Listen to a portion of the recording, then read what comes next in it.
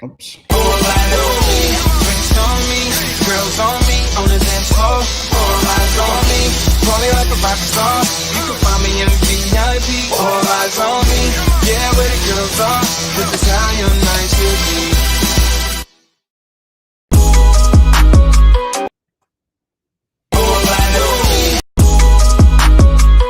What's happening?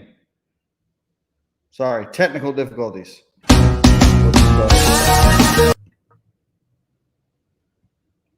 All right.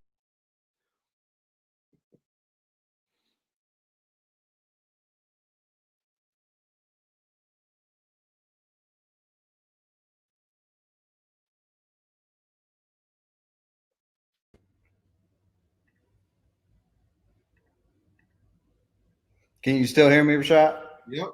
Okay. Sorry, I don't know what is happening. My little intros are not working here. Give me 1 second. Sorry about that, folks.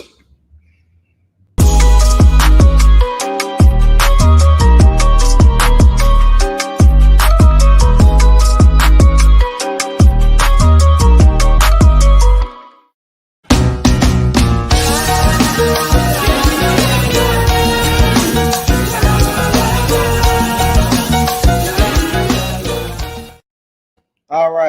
Sorry about that. Hopefully, we're all good now. Welcome to Gogotalx, brought to you by GOGOTIX. I'm your host, as always, Malachi Johns, and today we are joined by my very good friend, Mr. Rashad Young. How are you, sir? Malachi, what's going on? Man, I said it off camera. I gotta say it again. You're looking very distinguished today. You look like you're about to be on a CNN interview discussing the state of the nation, bro. You look, yeah, man. Do I look?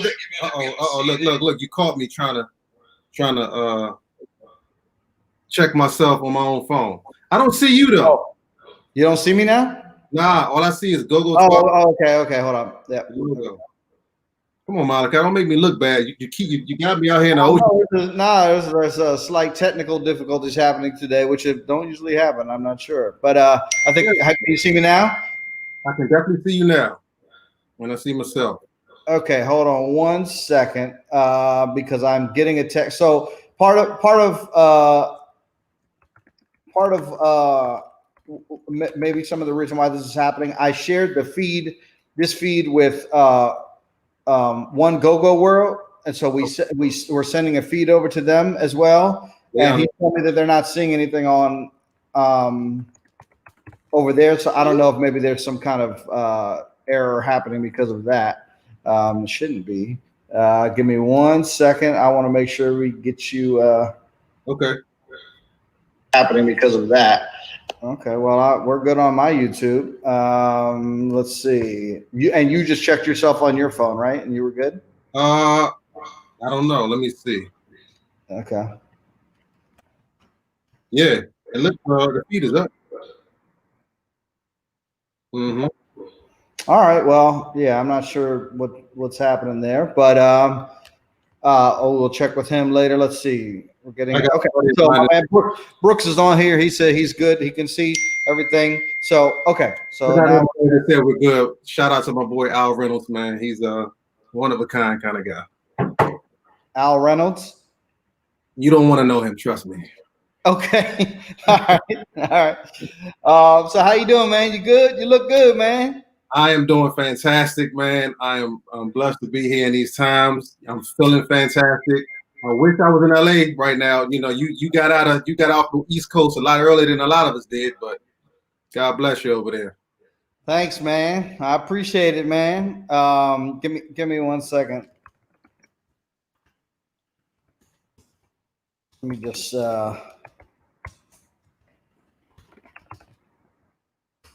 sorry for the interruption here, folks. Just letting him know that I can't really troubleshoot the issues right now because I'm right in the middle of the interview and I'm only one person and I can't do everything. If you need to do some stuff, I could sit here and talk all day. Listen, they just yeah, just go ahead, just take over, just do the whole interview. I was going to talk about how they benched Dwayne Haskins today for the Washington football team, but you know. Okay, well, I'm going to stop you right there because we don't do sports at all on this show. I don't care about sports I do support that team only because of their hometown.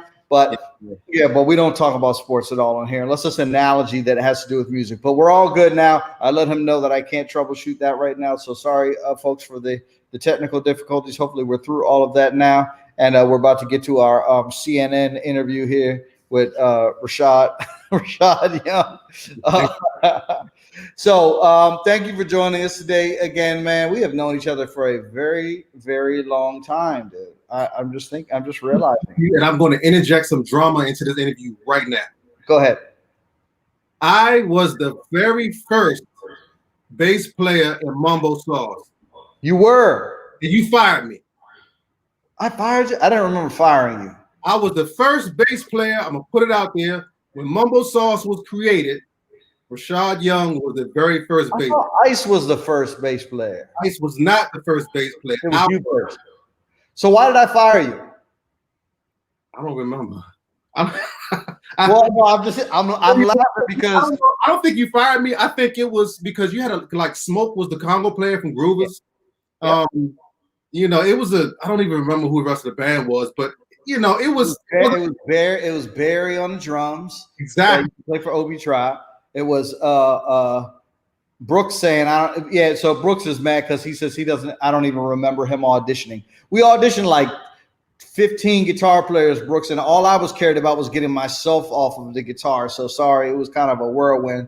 But it was Barry on the drums. It was Glenn, and it's funny because Quick and Glenn both were like, "Oh, well, we want to get on the GOGOTIX." I'm like, "Yeah, well, y'all quit on me." So I guess I didn't remember that I had fired you, but so it was Barry on the drums. It was Glenn on keys. It was Drew on guitar. Smoke on congas. And Smoke on the congas, and Tyler and Black Boo on the front. Yep. I remember. I don't remember why I fired you though. I don't think you fired me. I think it was just there was no real structure when we first started, but you had ideas. You know, ideas just probably didn't line up with everybody. Gotcha. Yeah. Well, it was definitely a different objective and structure than most other bands. But all right, so we're gonna get to that. But let's start with you and your beginning, and how did you get started in the music industry and go-go? I mean, obviously you have some ties to, obviously, you and your dad own a store, and that was, so that led you in a whole another direction. But so tell us about that, and tell us about, your entree into the go-go industry. Well, I got to think about even where to start, man, because it's such a long story. Start at the beginning. At the very beginning? At the beginning. So I got introduced to music through my dad, and my dad is Ron Young. My dad always had instruments around the house because he was a guitar player. So, my dad was the guitar player for the Unifics, one of the big bands out of DC, for the Five Stair Steps, for Luther Ingram. My dad has been all over the place. So we always had instruments around the house. So growing up, I took piano lessons. You would dabble at other little, instruments and whatever. When I was very, very young, my dad was also a technician, kind of like I am myself, and he would fix it. My dad used to work at Chuck Levin's. So my dad and a guy named June, they were two of the head technicians at Washington Music Center. Right. And so for people that may not be from the area, Chuck Levin's is the legendary music store in the DC area. Exactly. So he was a technician there, meaning he would fix. Yeah, my dad, he would fix guitar amps, keyboards.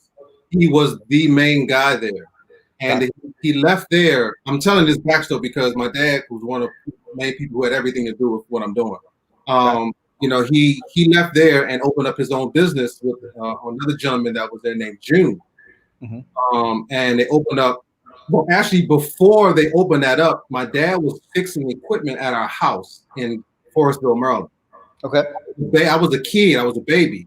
And everyone in go-go back then, everyone from Chuck Brown to Funk, James Funk, to Rio to Charlie Fenwick, everybody was bringing some of their stuff to my house for my dad to fix the equipment. that's how I was always known as a kid from all of this. I've been known by, for a very long time.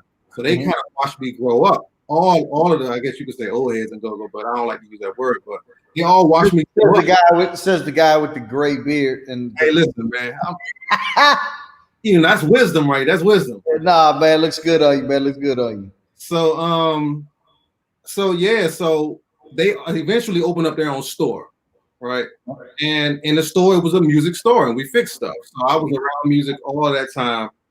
So we'll fast forward to when I was 17. I was graduating, 17 or 18. I was graduating high school. And my cousin Tom, you know Tim and Tom. Yep. Which one is married to Deirdre? Tom is married to Deirdre. Tim is married to Deirdre. Deirdre is my wife's cousin. So we're like related. Yeah. Yep. So we're like related, sort of. I had no idea. Yep.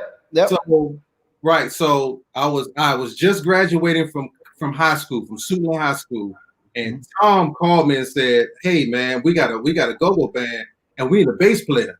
Can you join the band?" I was like, I don't play bass. I play guitar a little bit, but I'm not a musician. Mm-hmm. Like, your dad got a bass, right?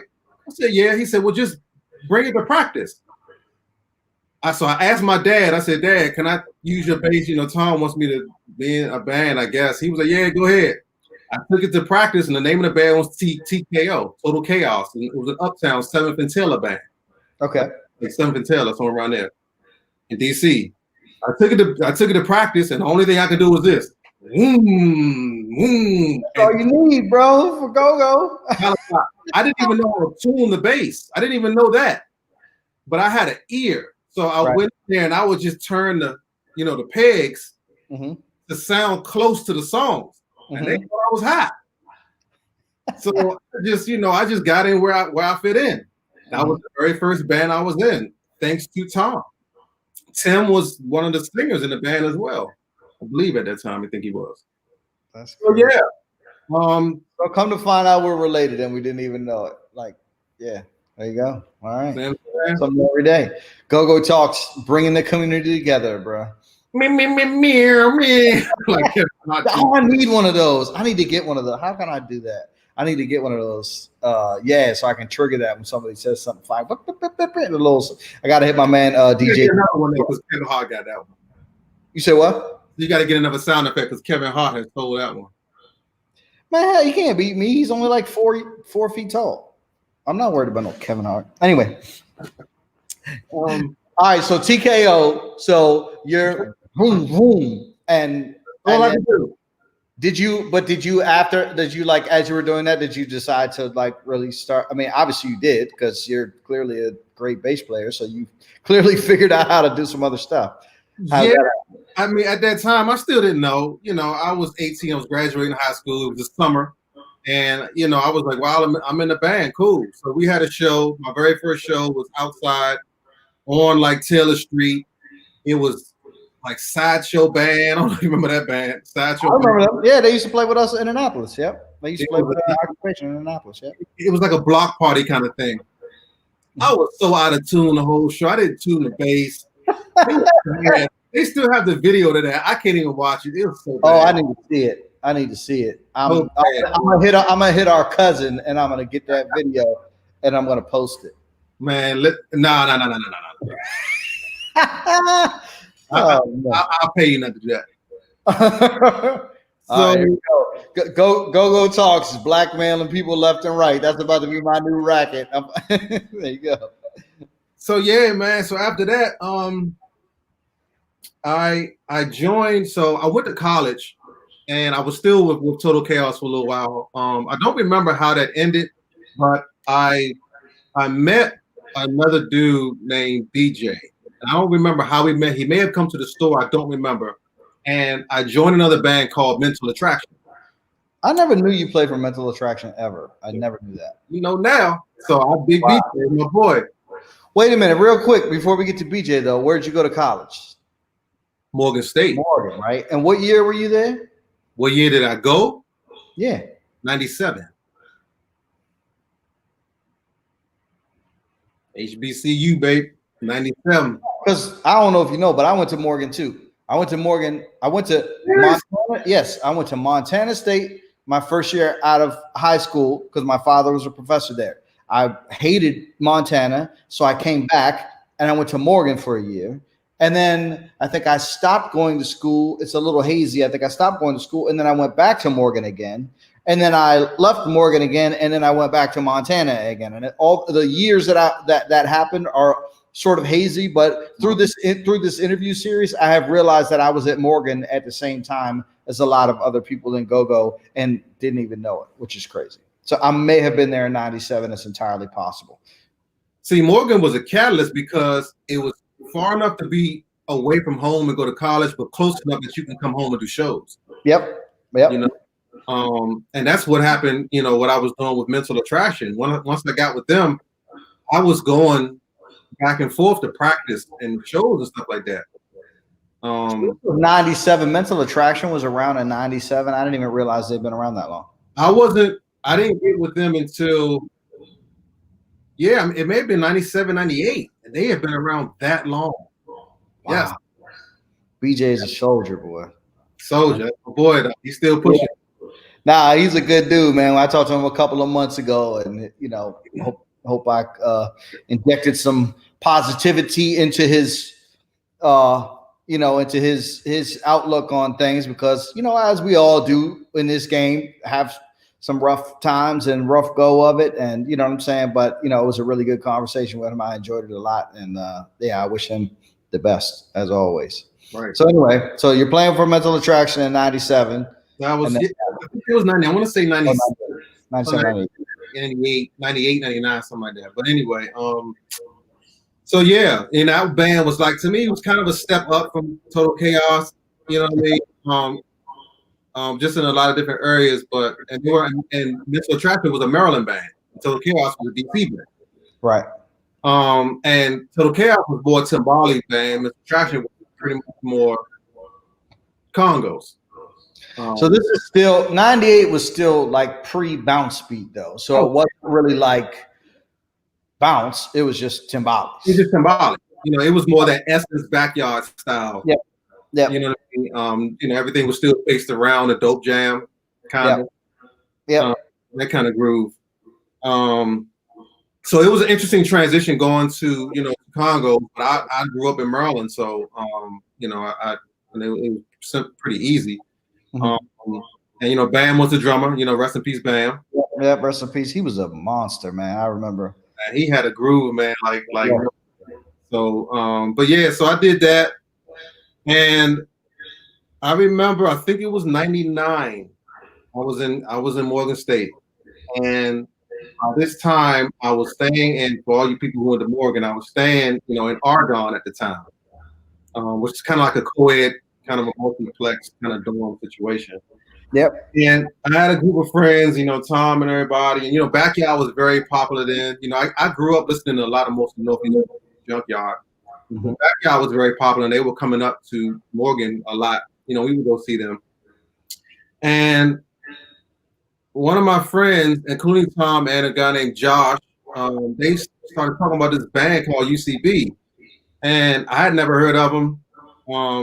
And they were just so excited over this album that they were dropping. That they was their first album, mind you. I was with Mental Attraction still, and I, at the surface level, there was a lot of hatred going on. I'm like, I never heard of UCB. They ain't better than my band. You know how that go. Oh yeah, I got you. That whole vibe. You're young. So they were just hyping this band UCB, hyping this Uptown band UCB. So the album drops. And they're blasting it in the dorm room. And of course, I'm kind of in my room, I'm hating surface level, but at a deeper level, I'm listening. I'm like, this was a little catchy. You know what I'm saying? Like, real quick, before I ask you this next question, I just want to acknowledge we have a GoGo royalty in the bit. Well, first, what's up to my man Glenn? What's up, Brooks? What's up, Mike Kelly? What's up, Susan, Jack? But we have GoGo royalty in here right now. My man T-Bone from Trouble Funk is saying hello to both of us. Thank you, T-Bone, for tuning in. I appreciate it. Got to get you on here soon. Yes, thank you for watching. So, what was the song that they were playing of UCB that you started feeling like was catchy? It was they just started playing the album. So the first one was Neighborhood Life. That's how the album came on. Neighborhood Life. It was catchy. But then, the songs went on, and then I remember they had this song called, I kept hearing this name. They was just saying, Mikey, Mikey, Mikey. They kept saying Mikey. And I finally went in there, and I was like, who is Mikey, and why they keep saying his name? Like, this is getting annoying, right? It just didn't make sense. So they were like, so Josh was like, oh, he's the lead talker, man, blah, blah, blah, blah, blah, blah, blah. So a few days later, Josh was like, I think UCB needs a bass player. And, the singer goes to Morgan right now. And I was like, okay. He was like, I'm going to introduce you to him in the cafeteria. I'm going to introduce you to him. Yep. So we was in the cafeteria at Morgan State in the refract. Yep, in the downstairs of the, I remember. Yeah, by Blount Towers. Under the bridge. Mm-hmm. Yep. That's where he introduced me to Trey. Yep. Trey was engineering department. I remember that. Yep. Mm-hmm. The crazy part is I had been seeing Trey even before Josh introduced me to him. Mm-hmm. And for some weird reason, we would always just kind of speak, but not really. You see somebody speaking, didn't even know him. So, he introduced me to him. We kind of exchanged numbers. And I don't remember if Mr. Carter called. Mr. Carter was the manager at that time. I don't remember if he called me or I called him, whatever. So we set up me going to the first practice. The very first UCB practice was on 8th Street, right by Union Station.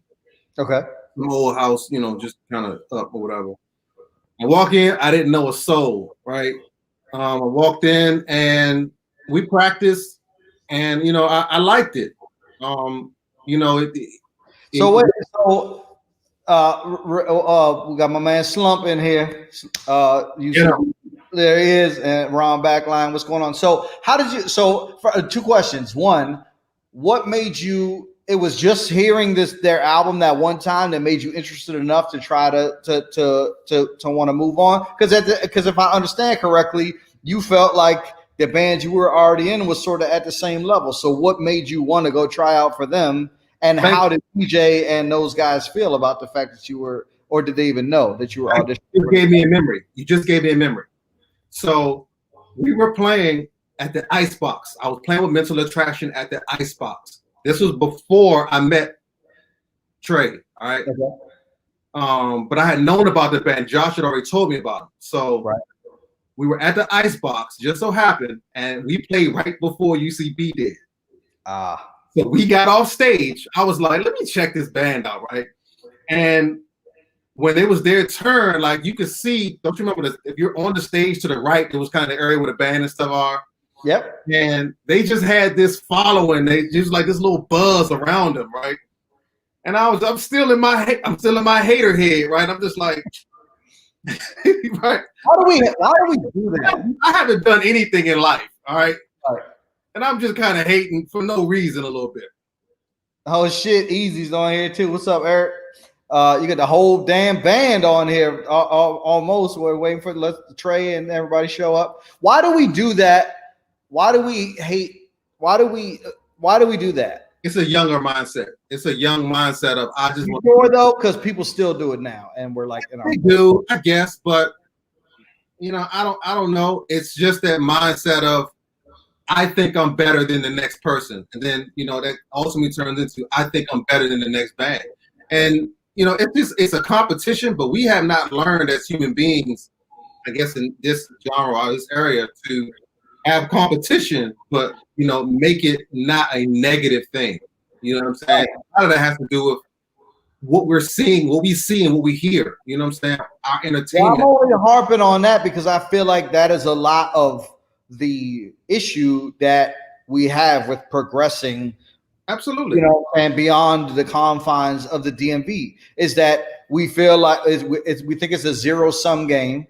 Right. We think that if you win, that means I have to lose, or vice versa. And that's not the truth. Like, we can all win. There's enough money for everybody. There's enough shine for everybody. There's, what I'm saying? It's not like there's only one success slot for one go-go band. Like, Hey man, it's it's so much we can get into with that, Yeah, but all right, but I'm gonna do that every now and again. If you say something, I'm gonna dig in a little bit because that's the purpose of this show. Is I'm trying to like break down these these mentalities that we have and these boundaries that we put around our brains to make us think that we can own this is only as far as we can go. Right. And I want to challenge those things all the way through. So I don't want to keep interrupting your story though, but I'm going to. Well, no, another thing that comes to mind is whenever go-go is one of these things where it's always trying to break out, right? It's always trying to break out. And I think because it hasn't broken out the way everyone wants it to, it's hard for people to get past, well, this band, I don't want them to get ahead of me because, you know what I'm saying? Because I don't know how to put it. There hasn't been that big breakthrough. There has been. You do have legendary bands that have done certain things, but there hasn't been enough momentum for people to actually see, well, I can have a turn now, or this is easy for me to come forward. It's going to be easy for us to be heard. So if that's the case, I need to, hate on this man right here because there ain't that many opportunities. And that's goes back to what you said. People don't feel like there's enough opportunities for everybody, which it is. But that's there are. But the problem is it's easier to get to those opportunities if everybody is supporting one another and helping to create more opportunities versus trying to push the next guy down all the time. You know what I'm saying? Of course. So, but yeah, and I get it. It's a self-fulfilling prophecy. It's like, well, we haven't been successful, so we're never going to be successful. And, it just kind of perpetuates this, cycle. But anyway, okay, so you had the Icebox, you notice the buzz around them, you meet Trey at Morgan, Mr. Carter calls you go to their rehearsal. Well, so we back up to the Icebox real quick. Okay, hey, go ahead. Shout out to T-Bone as well, man. That's my buddy. So I'm at the Icebox, so I'm actually still won't be able to stay on the side because I was just on stage, so I'm able to stand in that same area. So UCB gets on and they opened up with Neighborhood Life. And I was like, this is a catchy song, right? And I just watched their performance, and it just attracted me to the band. Was that their first performance? I'm not gonna say it was enough then to make me want to join them because I was in a band and I was loyal, right? Right. And I wasn't going to do that, but it was just that intuition was there. So I went to the practice. Practice was cool. So Mr. Carter actually invited me to a show. He was like, listen, just come to a show before you make your decision. So I went to, the band was playing at a place called the Copper House. I remember that. On U Street. Yep. U Street, little club, Copper House. And that was not a traditional go-go spot, was it? No. It was like a Jamaican place or some just place to have a go-go in. Yep. So I get there, the band is playing. This is the first, I'm trying to speed this up because this I can see how this interview can be a while. I get there and I'm watching the show. It was probably 10 people there. So I'm sitting on the stool on the bar, just kind of watching, right? And the place was pretty empty. And I had my hater hat I started pulling my hater hat down. They ain't that good. They don't have a crowd, I'm sitting there. So they took a break, right? They went to halftime. And I almost left, but it was just intuition was just saying, stay. And the crowd started coming in. More and more people started, because I was like, all right, they got a little something going on, crowd coming in more and more. And right before they get ready to click the 6.5, the place is packed. And I'm like baffled. I'm like, where did these people come from? Place is packed, and they started the second half. So now I'm intrigued because they obviously have a crowd. I'm intrigued. And they started. Did Mental Fraction have a crowd at the time, or were they? They had a crowd, but it wasn't like UCB's. No, it wasn't like that. Okay. But they had some loyal following. Yeah, they did. Right. And they started the second half with this groove, just, but it was slow then. It was, and it just made me do this. I was like, this. Hey, you screw your face up like you bet a lemon. Yeah, like I was like, what is this groove? And the crowd is going bananas. And I'm just like, I'm sold. I'm in. Right? If this is what this is going to turn into, I have to join this group. Right. So, I did. So the song was Get Mission at that time, but it was real slow. It was a little bit different, but it was slow. Mm-hmm. So I did. I ended up joining the band, and after that, not long after that, I'm within a year, I guess. We put out the second full-length album for the band was We Got Next, and that's what catapulted us in Maryland. Like when we went to the hot shops and a lot of places like that. Was it common for go-go bands to release albums in that quick of succession at that time? I don't have enough info to give you that information. I know from growing up watching bands, and Grooves was putting out stuff. I don't know the time span though. I know Essence was putting out songs and stuff like that, but I'm not sure. I don't think it was that common. And the reason I ask that is because I wonder how much that had to do with the success. Like, I think people underestimate. Well, a lot. Yeah. People underestimate the power of creating great music and putting it out for people to consume. Like, I mean, I shouldn't say people underestimate. I should say go-go underestimates how important that is. Right. We want to play. We want to play. I know, and that is one of the big downfalls. I think people in go-go need to change their perspective or mindset on, if you want go-go to elevate to a certain place, you need to not more think about how hard you cranking when the beat rap, but how your song is structured. Because if you're not from DC, everyone knows the stigma. It sounds like pots and pans, right? I mean, this is no secret, right? People don't understand it. So you're still stuck on how hard you're cranking, and you're trying to, sometimes people are just trying to force this crank on people who have no concept of crank. People understand songs. So that's one thing we did as a group. We always wanted to make sure we had a song, and and then you could do it kind of whatever you want once you get your song. So that was a cognizant decision. Where did that mentality come from? Was that Mr. Carter pushing that on the band, or was that just the band? Everybody in the band felt like that. Mr. Carter used to always tell us he didn't want a go-go band. Was not his goal. He wanted a band that could play go-go, but he did not want a go-go band. So I think. What do you think that distinction means? Well, that distinction means Mr. Carter used to bring us songs and practice like Strawberry Letter, and just songs that we would never play. We may try to, but it didn't work. But he was, always trying to bring us. Strawberry Letter, for anybody that doesn't know. Strawberry Letter is what's the bass player, man? You throw me on the spot. Huh? Was it Jocko? No, it was Jocko. It was oh man, throw me on the spot. But it was the Brother Johnson.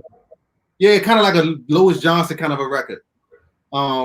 He would just throw us a lot of stuff like that to learn and see if we can put and play it live. Mm-hmm. And a lot of the ideas to come up with albums came from him and people like Trey and Mike and Eric. We had a lot of great minds in the band, even from being very young. We were very mature, at an early age in a lot of areas in our thinking. Mm-hmm. So we knew we wanted to, come out with songs. We had people who wanted to actually lay rap bars on records, back in, way back in the day, and not just, scream out crews. You know what I'm saying? They were like, nah, I got a 16 and I'm gonna lay on this part. Mm-hmm. So that's kind of what that was. But so yeah, we just started putting out albums, and when We Got Next hit, it just hit hard in Maryland, and it just took off. So let me ask you a question real quick, because we were talking earlier about about putting out products and if people want it to elevate, and this is sort of a recurring argument that I have with certain people. Most of the people are older than me in the go-go scene, about how much my experience is that almost every single person that I interact with in go-go wants go-go to be bigger than it is. To expand internationally. And then there's a few people that I know who shall remain nameless, most of them older than me. There's really only like one or two that seem to think that I'm the only one that's complaining about this, and nobody else at GoGo really cares. Everybody else is just cool to just play at Fast Eddie's every week, and nobody really has any like that. I'm just being ridiculous. You know what I'm saying? What is your experience? Because maybe I am. Maybe it is just me and the people that I hang around with. Like, I'm not discounting what this person is saying, but I talk to a lot of people, not just on this. The reason I started doing this interview show is because I just have these conversations with people on the phone all the time. I'm like, I might as well put them on camera so other people can see it. You know what I mean? So what is your experience with other people, all the people that you know on GoGo? Do you know people that want to take it further, or do you think everybody is just sort of content? Well, I think you have a lot on both sides. You know, you have a lot of people who you know, to especially if you're a band. Well, let me clarify also. I don't mean necessarily, do you know people that are actually willing to do what it takes and doing the actions that it takes to get it further out? I just mean people that say they want it further out, whether or not they're doing anything about it or not. I'm just saying, do you know, do most of the people that you know say they want it to be bigger, or no? I mean, most of the people that I know, you know, in my circle were the people who, you know, we did everything that we could to get our product, you know, further. You know, we always had aspirations of doing something other than being in DC. Right. You know? And that's one of the reasons why we put our minds to doing that. And I think it happened for us. Mm-hmm. You know, and we were able to do certain things. Was there any of that sentiment in Mental Attraction or Total Chaos? Or was that just sort of not sure? I don't think so. I could be wrong, but I can't speak for everybody. I can speak to where I was at that time, right? For sure. Because I wasn't in on those conversations because I was a new bass player. All I was worried about was, you know, getting to practice on time and learning how to play the next song. Wait, you cared about being at practice on time and learning how to play the song? Well, I cared until, you know, I got there and nobody else was there. And you know how that goes. You start to develop that habit of, well, ain't nobody else showing up on time, neither am I. How big of an effect do you think that has on the success of GoGo? I'm asking because obviously my reputation, everybody knows my reputation about that. But maybe I'm just an asshole. Maybe I'm just like overly critical of that, and maybe it's not that big of a deal. So that's why I'm trying to get your opinion. What do you think? No, and you don't really start understanding until you start to do it on a national level. You know, like we did. We're gonna get there. Don't go too far, but we're gonna get there. Okay. Yeah, you don't want to draw that distinction. So okay, but so all right. Well, I led you into that question. I'm sorry. Yeah, I mean, you know, it's not that really big of a question. It's, you know, especially when you have budgets and people that are paying for things, and you know, you're supposed to be certain places at certain times, and if not, you're gonna miss out on this opportunity. You see, you're connected to something else. You see what I'm saying? In DC and in GoGo, a lot of times you're just not really connected to much. So when you start not taking things seriously, then people around you start not taking things seriously. You know, you get to a gig and there's nowhere for the band to go. You know, when you get there, there's no break room, there's no food, there's nothing. You know, well, the band really didn't care. They didn't even really care to ask. Right. You know? No, I had no idea about that until I went to college and started working on the concert committee and shit like that. You know what I'm saying? I didn't know. I was just like, oh, we don't get food. What do you mean? We don't even get paid. Like, we just played to fucking play because we love it. What? Really? No. And then when the band shows up, they just get on stage and the sound better be right. Yeah. Why do you expect the sound to be right and you ain't even sound check? Yeah. Then you can't. Right, so we're gonna get there. Well, that's my fault. I led too deep into the conversation because and the reason I'm stopping it is because I want to delve a little bit deep into, and you're the exact type of person that I want on this show, which is a person who has dealt with straight up go-go business and also been on tour with national artists and knows the difference, and in the studio with national artists and knows the difference. And I want to draw the line between. I want to point out that disparity so that people understand. And also, I think people think, well, yeah, I would be on time if I was getting paid like Wale was paying somebody. Well, you don't even get there in the first place unless you're already on time. You know what I mean? And people get that shit out of order, you know. So we're gonna get there. I want to delve deeper into that, but I want to finish your story about or just keep going with UCB because I interrupted you. Yeah. You were at the album. You were at the second album. Second album, yeah. You know, we were doing our thing. We were performing a lot. You know, my very first show we had like 2 gigs in one night, and I couldn't believe it. I was just blown away. Yep. You know, and I never forget. I remember I was on my way to a gig. And you know Al Johnson? Al Johnson was the lead singer for Unifics, real big time singer in DC area back in the day. Not really familiar with Go-Go though, but I got you. Yeah, my dad was sitting on the couch. I was getting ready to leave, and I had my bass walking out the door, and they were like, "Where you going?" I was like, "Oh, I got a gig tonight." And Al Johnson looked at me and said, "You got your axe? You getting paid?" And we were already performing, but that was the very first time money ever came into my mind. Like I had been in 2 previous bands, and I had already kind of started playing with UCB, and I hadn't gotten paid yet. And Al Johnson said, "You got your ass with you. I hope you're getting paid." I was like, I remember I got in the car and I was driving like, paid? I'm supposed to get paid, huh? After that, things started. Actually, the band, we did start to get paid. I don't remember if I said something or, you know, it's not like we were getting robbed. I was new to the band. This was just happening. You see what I'm saying? So, you know, we were getting paid once I got with the band, but I was new to the structure. You know, Mr. Carter, you know, kept books. You know, it was all laid out. But it was just weird that was the first time I actually really thought about it. Someone had to tell me, like, you know, I hope you're getting paid. You know, you've been doing all this work. You're out there gigging. It looks like your screen is frozen. Are you still there? Uh-oh.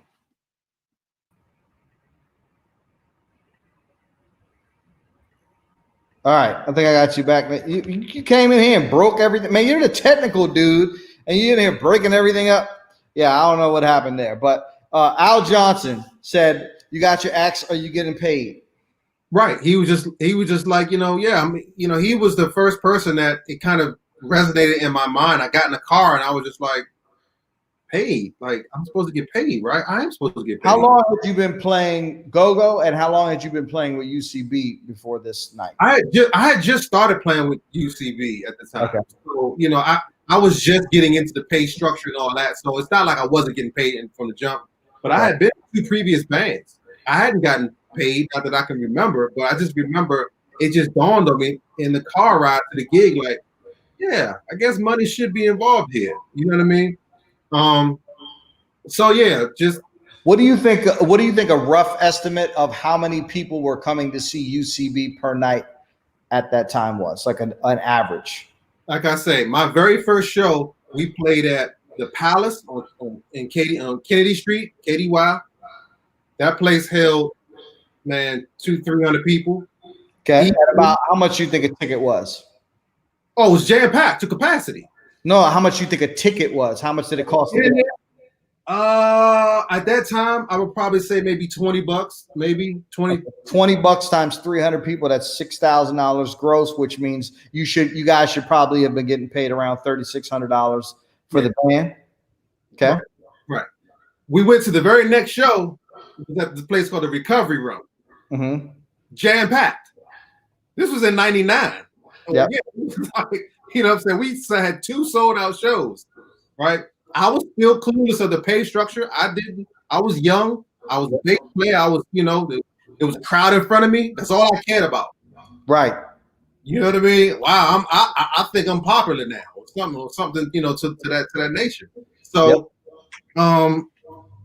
you know, Malachi, it would be a good thing if you just, you know, came up with a business school for people that's new in the go-go that could, you know. Well, you know, I mean, there's have this sort of like YouTube series of talking to people who have been through these things, and I'm hoping that some people might watch it and sort of like learn these things. You know what I mean? Because I mean, we all started the same way, dude. I probably played my first band. I don't think I ever got paid. I paid for Occupation. I played for OP Tribe. I know I filled in for, what's the name of the band that did Shake Your Hips to the Left and to the Right? It's All in One or All for One? I can't remember. It's funny. I saw somebody ask that question on the internet earlier today when I was looking it up. But whatever that band was, I had AJ as the lead talker. I used to fill in for G sometimes. I filled in with that. I don't think I ever got paid for any of that shit. I don't think I ever got paid for playing in a band until I started playing with Northeast Groove. Right. That was the first. No fault to the, no fault of the band. The two earlier bands that I was with, there was no opportunity to really get paid. A lot of it was just building my muscle up. Playing an instrument and just guys getting together trying to get a gig. You know what I mean? Mm-hmm. It wasn't until you start seeing opportunities where there's money made that you have to delight. Right. No, you're 100% right. That's the thing that I think people don't understand. They want to get paid. They think, and that's the one thing that sort of worried me about what you said about what Al Johnson said, is just because you have your acts and you're playing music doesn't mean you deserve to get paid. You deserve to get paid when money is coming in. Exactly. If money isn't coming in, then there's nothing to pay you with. You don't get paid to play music. Yeah, you get paid to sell tickets. Absolutely. So that a lot of that comes from the experience of someone a lot older who probably went through a lot of the same things, who doesn't want you to go to the same stuff that they went to. Sure. Yep. It's just a general statement of, oh, well, you got your act, you need to be getting paid. Yep. Well, yeah, but it may not be the situation to get paid in. And it's am I willing to not get paid and play? Am I willing to do that? That's just a yes or no question. So I would have to ask myself. For sure. So we grew. Sexy Lady came out. Wait, you can't just gloss over that shit like that. Jesus, wife. I was like, I'm doing the show. Don't text me. So she texted me. Okay.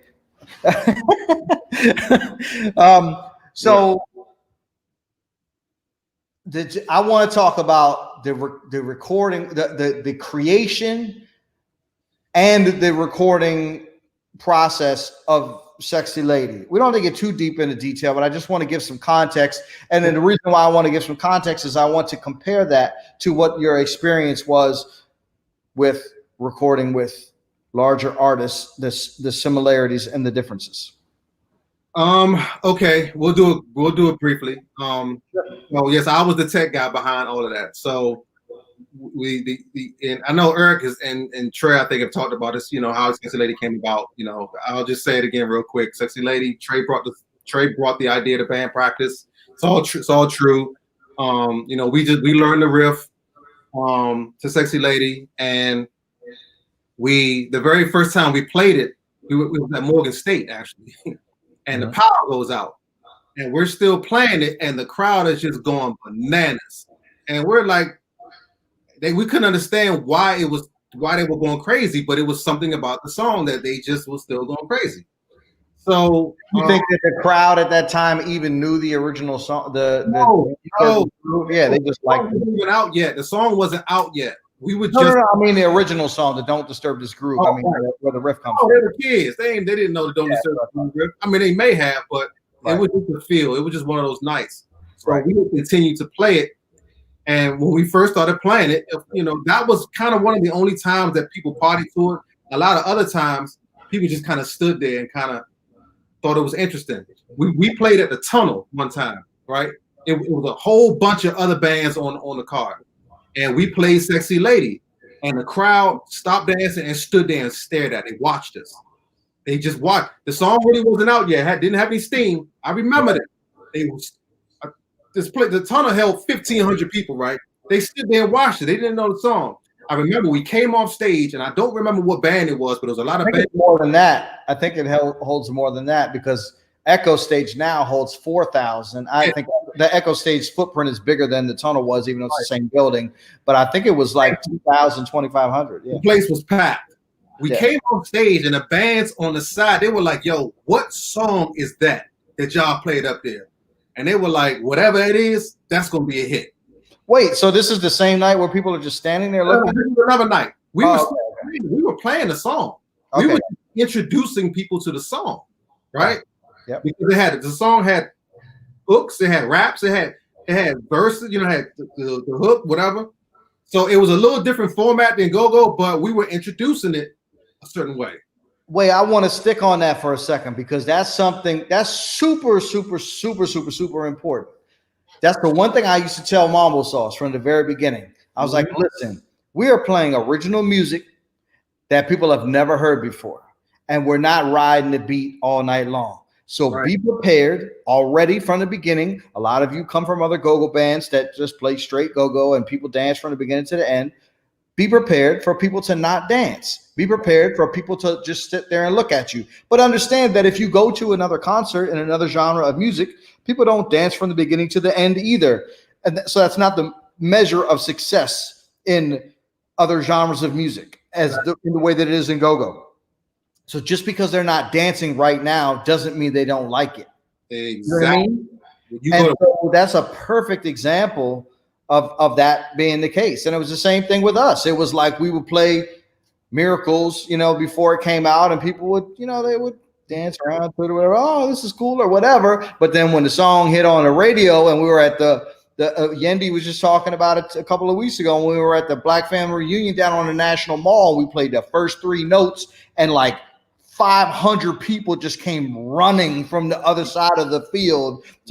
So it's a perfect thing, man. You got to build the song up. You got to get it into people's heads. When you're playing cover songs, people already know the song, so they're already going to react to it. But the person that wrote that song and performed it, they had to play it in front of people that just stood there 20 times before people got it. So you're no different. So that's an important lesson, I think, for people to pay. But that's absolutely right. But we've been trained in go-go bands where if the crowd ain't moving, you're not cranking. Yep. You know what I'm saying? So, and you slum it if the crowd ain't moving. But you go to national, you go on national artists and national venues and things like that. These big artists, they play, they play new songs all the time, and the crowd stands there and watches them. Right. So how long did you play Sexy Lady before you guys actually recorded it, the version that people have heard? I'm not sure. It could have been a few months, maybe. Okay, but not too long. Trey had his birthday, and I brought the live recording device to the Yucca Club that night. It was an HD 24 rig, with the cartridges or whatever. And we recorded that night. We made it a big night. It was Trey's birthday. We brought in, saxophone players and all that kind of stuff. And we recorded it. And I brought it back to the studio. And, I pulled a mix up on the board, and I was like, okay, some things need to be cleaned up. And mainly I think it was some of Trey's vocal. I think that was it. Mm-hmm. So, we took it back to the studio, cleaned a little bit of Trey vocal up. And mind you, at this time, I was a new engineer. Mm-hmm. And I mixed it the best I could at that time. I listen now and I cringe, you know what I mean? But it was what it was for that moment. And how do you clean a live recording up without losing the intensity of the performance? Well, you can't. I mean, you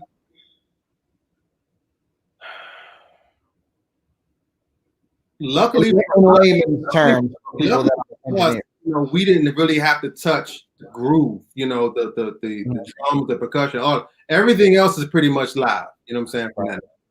Everything else is live. So it is going to have that feel. You know what I mean? It was, I think what I did with I think it was one of the vocals, I think it was Trey's vocal, was just trying to make it sound like it was, not to record it too clean. That's all. I think I had them, away from the microphone, through, I didn't EQ it the way, a real record would be, to try to make it. When you're saying you needed to clean up Trey's vocal, you mean you had him come in and re-record parts of it? Right. Exactly. Okay, gotcha. Exactly. So, and I think I may have even had his original vocal under it just slightly. You know what I mean? Yep. Kind of. Again, I was a very new engineer, mm-hmm. right? But it was what it was. So and I just kind of still wanted. I didn't want it to sound too studio. Made it live. I don't know if Mike came into this vocal again. I don't remember. But anyway, we put the song out. It was a big success. How long did it take to you from the time that you mixed it, or the time that you recorded it, to get it done, mixed, and ready to put out? And then when you say you put it out, how was it put out? I wasn't part of the promotional team, but I know Trey and Eric and them had a lot to do with that. Right. They blasted it everywhere, like everywhere. They, with CDs at that time, they put it on every car you can imagine. I mean, they just blanketed the city. Yeah, right? Just blanketed it. I forget Trey. I think Trey, one of the two in the previous interviews, said I think there was like 1,000 or maybe more CDs that they got printed up and them out all over the place. Yep. They just blanketed it, and it still didn't hit immediately. Mm-hmm. I don't remember the time frame, but it took a while, and it took Trey working his his friendships and all kind of stuff with people, and it started to get radio spins, but that was not immediate. I don't know if that was 6 months or a year or 8 months, but it eventually caught. Yep. And once we had the success of that, we tried it with a remix, the Sex Lady remix with Raheem Devon. I tell you, the quick story no one knows about the remix. Go ahead. Raheem Devon in the studio to lay his vocals, right? I was still I was a little better as an engineer, right? So he comes in, but he was the first big artist I had ever recorded. Right. Devon comes in, the first thing he says is, yo, you nice with the punches? And I didn't even know what he meant at that time. I was just kind of like, yeah. Then I dawned on me, I was like, oh, he means punching in. Oh, yeah. He goes in the booth. I wasn't that good with punching in and out. He had no lyrics written down. He was just doing everything from the top of his head. And we started to record, and we recorded like the whole first verse, the whole first chorus, and my computer crashed. Ooh. Well, real quick, for people that may not know, which is probably not most of the people that I see that are on here know what that means. But for anybody that may be watching it later, what is punching in and punching out? What are punches? Punching in is, God, we got to get that technical. Punching in is so if there's a part of the song where you don't have to sing the whole song, I can just push play at a certain part of the song, and you could just come in with the chorus and then punch back out, so you don't have to listen to the rest of the song. So, right. So the artist doesn't have to perform the entire verse and chorus together. They can just do this section of the verse, this section of the chorus, whatever. And you as an engineer are punching them in and punching them out from each part. They're just doing it in the process of recording up, so they don't have to sit and record on their whole song, whatever. Yeah, gotcha. Okay. So then what happened? Computer crashes, and I tell them, hold on, I'm gonna talk back like, hey, give me a minute, man. I got a computer issue. He's not happy, but what are you gonna do? Cut the computer back on. I go back into the session, and guess what's not there? The verse and what he just recorded. Everything he just recorded. And at this time, this is like the height of Raheem. Like he's still on Jive probably at this time. Like he is like smoking hot. You know what I'm saying? Like as an artist. And to give you an idea of how long ago that was, this was before Pro Tools did autosave as another folder. So Pro Tools now, of course, they'll save, every 5 to 10 minutes, and you don't have to really worry about the whole thing. This was before that. So I wasn't hitting Apple S, I wasn't hitting save, I was just going with it. Computer, I lose it. I have to tell Raheem Devon that we have to redo all his vocals. Wow. We learned. How'd that go? It didn't go over too well, I'll tell you that. But we got it. So I'm interested. How did the remix do versus the original? Not well. That's an interesting thing because it was the same thing with us. We did the Welcome to DC remix that had Wale, Big G, Tabby Benet, and Don Chu from the Oi Boys on it, and nothing. Real? I've never even heard it. See what I mean? Yeah, Wale, Tabby Benet, Don Chu from the Oi Boys, and Big G. And Tabby and Wale were hot as shit at the time, and Big G. Obviously, Don Chu is a little, more well known on the street side. You know what I mean? But that should have been it. Like, you got the cool sneaker shit with Wale and Tabby, and then you got the street shit with Don Chu and Big G. The Go-Go with Big G. Nothing. Right. Crickets. Right. So any artist that's thinking about, luckily we didn't have to spend a whole lot of money on it because the original was so hot that everybody wanted to be on it. It wasn't like we had to convince anyone. You know what I mean? Right. But yeah, I mean, if you're thinking about dumping a bunch of money to have somebody that has a big name on your record, it's not always a layup. Yeah, I know, and it didn't pan out. It was a little different vibe. I've had a few people even tell me, they didn't like the way it stopped. We would go to the chorus and it would stop, then it would start over again. So it was a shot. But to me, we're trying something. We're not just stagnant. We're trying something. Definitely a good point. Yeah, I'm not suggesting don't do it. I'm just saying don't pin your hopes and dreams on that being the thing that's going to crack the code, because but yeah, keep taking shots. That's the best. That's the thing. Just keep doing shit. Exactly. So Sexy Lady, it obviously is, one of the biggest go-go records of all time. How did that lead into what came after? Just because I know how I wanted to say, Sexy Lady was just one of the biggest kind of records to kind of go national. My dad was on one of the other biggest records to go national, which was Bustin' Loose. My dad was the guitar player on Bustin' Loose. And you didn't lead with that, with this whole story, like that. That's how it was at the top of the interview. It just dawned on me. So my dad is on playing guitar on Bustin' Loose, and I'm playing bass on Sexy Lady. That's crazy. What do you remember? What cities and states, that Sexy Lady was confirmed to have gotten radio play in? Do you remember that? I know it was a long time. I saw the BDS report, yes, but I just know it was a lot of them. A lot of them. When we were touring with Wale, we would hit Sexy Lady in the majority of the states, and the crowd would go bananas, and it would baffle us. That first year or two, we're like, why are we in Green Bay, Wisconsin? Yeah. And these people are Caucasian and they know the song. Did it hit Billboard chart? I don't remember if it did. I don't think so.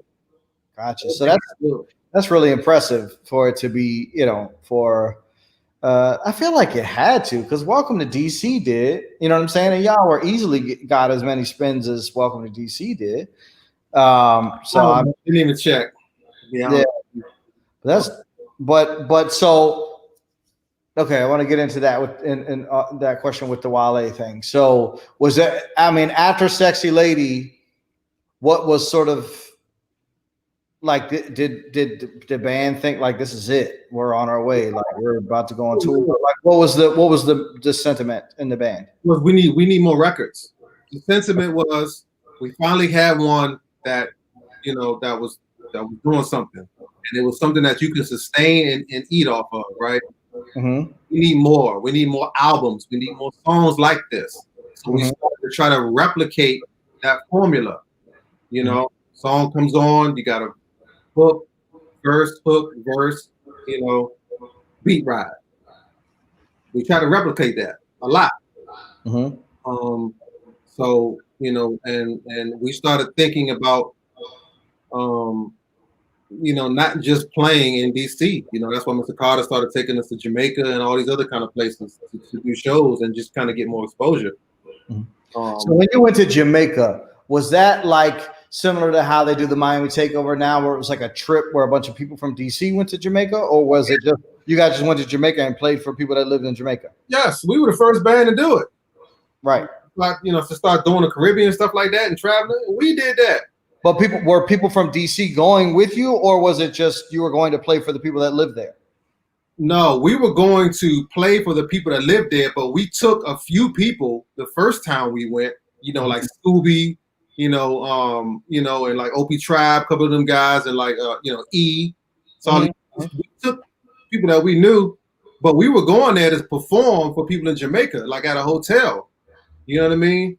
Just to open our eyes. I think it was more just to open our eyes more to what's out there than to say we're going to try to pack this place or this hotel. Well, the reason I'm asking that is because I think a lot of people that are not really in the industry get a little bit confused about, like, when you say when people like us are talking about we want go-go to be international or national, and people say, well, it already is. Bands are playing in Miami, bands are playing in Puerto Rico, bands are playing, but that's not, and no, I mean, my Wale K, that does a Miami Takeover was on last week. There's no, absolutely zero disrespect to what he's doing. I saw it. Yeah. So, but there's a difference between taking a trip, right, with a bunch of DC people going to see the same band that they see in DC, right, where you already know that there's ticket buyers, right, versus taking a band to Miami to play, or to Cleveland, right, to play for people that are from Cleveland. Right. Oh, you know, no. that's a totally different. Don't get them twisted. When we went there, we had to play in front of people who had never even heard of go-go, people who were staying at the hotel, who were upper age, and that were sitting in their chairs just staring at us. Mm-hmm. The people who came with us, yes, were from DC. Wasn't that many of them the first time, you know, and we had the shock value of, we're not in the country. Can you make these people dance? Mm-hmm. You know? And were you ever able to win them over, or did they just sit there and look at you the whole time? It was half and half, you know. Some people, you know, but we had to play some Jamaican songs. Mm-hmm. You know, we started figuring out, okay, we can't just play a dope jam beat and have these people understand it. They're not going to. Right. Right. So you got to cater to them while you do your thing. Right. That's what we did. You know? So did you started making more of these records in this, with the formula from Sexy Lady? You started playing Jamaica. You're learning how to sort of cater to other audiences. And then is the idea like, what was the vision, either Mr. Carter's or the band's or whatever? Like, what did you think you were going towards? Like, what did you think the end goal was? Like, what did you think was going to happen? You're going to be mint condition, or you're going to be Earth, Wind, and Fire? You're going to be like, well, you know, I've skipped over a lot, and I don't know if you still have Trey's interview up, you know, but Trey, he goes into a lot of other detail on the intermediate time. Trey has a memory, like Trey and Eric have a memory like no other. Mine is not like, I forget a lot of the things, but mine sucks too, which is why I don't remember what they said, which is why I'm asking you again. Right. A lot of the intermediate stuff that happened, you know, like we were almost signed to Rock Nation, you know. Yeah, I remember that now. Yep. You know, Dame Dash and Kenny Burns, you know, Kenny Burns kind of helped facilitate that. They came down to the Met with Dame Dash and the whole Rockefeller to come see us perform. You know what I mean? They were ready. You know what I'm saying? Just so happened that at that time, Rock Nation was splitting at that time, and we were at the wrong timing of that. So it was Northeast Groovers kind of got caught up in that. Right. So that actually was the catalyst for Mumbo Sauce, because I had always, Big Doug is like one of my closest friends, but we had always butted heads when we had Solo about whether we should be playing original music or not. And then I left. I moved to Vegas and I moved to LA, and I was like, I'm out of here. I'm not trying to be in a cover band for the rest of my life. Right. And he called me one night, and I think he was drunk. But he called me and was like, man, now I see what you were talking about. You know, shut up, Brooks. Brooks said he can testify both of our memories are trash, but whatever. So he called me and was like, man, we could have, you know, Rock Nation was trying to hit us and, you know, or trying to bring us on or whatever. And somebody in the band, he never said who, but somebody dropped the ball or whatever. So he's like, nah, I see what you were talking about. And that's what gave me the fire to come back home and start Mumbo Sauce. So yep, that whole situation. So right. Okay, well, so we don't have to rehash all of the intermediate steps. If you know the full history of UCB, you go watch Trey's interview. Yeah. Okay. No. All right. That's cool. Well, no, that's fine because I want to get into a little bit of a different subject with you because of your technical background. We don't have to get too technical, but I'm really interested to know and like, so you guys start playing for Wale, right? Right. Trey gets into that as well. So how involved were you? I think Trey and I know Eric was at least to a certain extent were, in some of the sessions and a little more, and not just the hired band, but they were a little more involved with what he was. Were you around for that too? Like, were you seeing the recording sessions and stuff with him or no? Yes. Yeah. Early on, we weren't recording early on because, he was trying to get signed. Right. You know what I mean? So, early on, he started performing with us just kind of here. He was up on the mic and stuff. And then, we went to, we did a show at the Highline Ballroom in New York. And all the big shots were there, and we just blew them away. I mean, it was one of the best shows we ever put on. We brought up all the horns, Dom, Blue, and the guys, and we had like 2-3 keyboard players. It was just a spectacular show.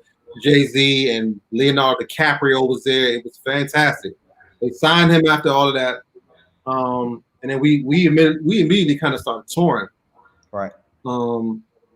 And every now and again, we would be brought in to do some of the to just kind of lay some ideas for some of the stuff. Like Mark Ronson brought us into the studio after a certain amount of time. I know most of the people know who. For those that don't know who Mark Ronson is, he's one of the most legendary producers. He's the guy that did Uptown Funk with Bruno Mars. His father from who's his father play for? Foreigner? I forget. One of the big '80s bands. His sister Samantha Ronson is also an artist and producer. And Mark Ronson produced all of Amy Winehouse stuff. So we're talking about a legend. Can you imagine? We are in New York. We went up to New York to do a studio session with Mark Ronson, right? The guy who produced Uptown Funk, right? And we got the band in there, right? And he wants to hear some UCB stuff. So he's got this sheet of a lot of our songs on it. And he's in the control booth, just decked out New York recording studio. He's like, okay. He's got that British accent. He's like, okay. Let me hear get mission. Go. So had he already heard these songs and he's asking because he knows the songs, or he just has a list and he's like, he just got a list. Okay, I think Trey wrote some songs out. He just got a stuff that he wants to hear because he wanted to kind of hear what we got. Right. He had seen us live with Wale. He had saw us live. He's like, all right, let me see what this band got. So, maybe they can do some stuff on their own. He was just, kind of one of those things. Right.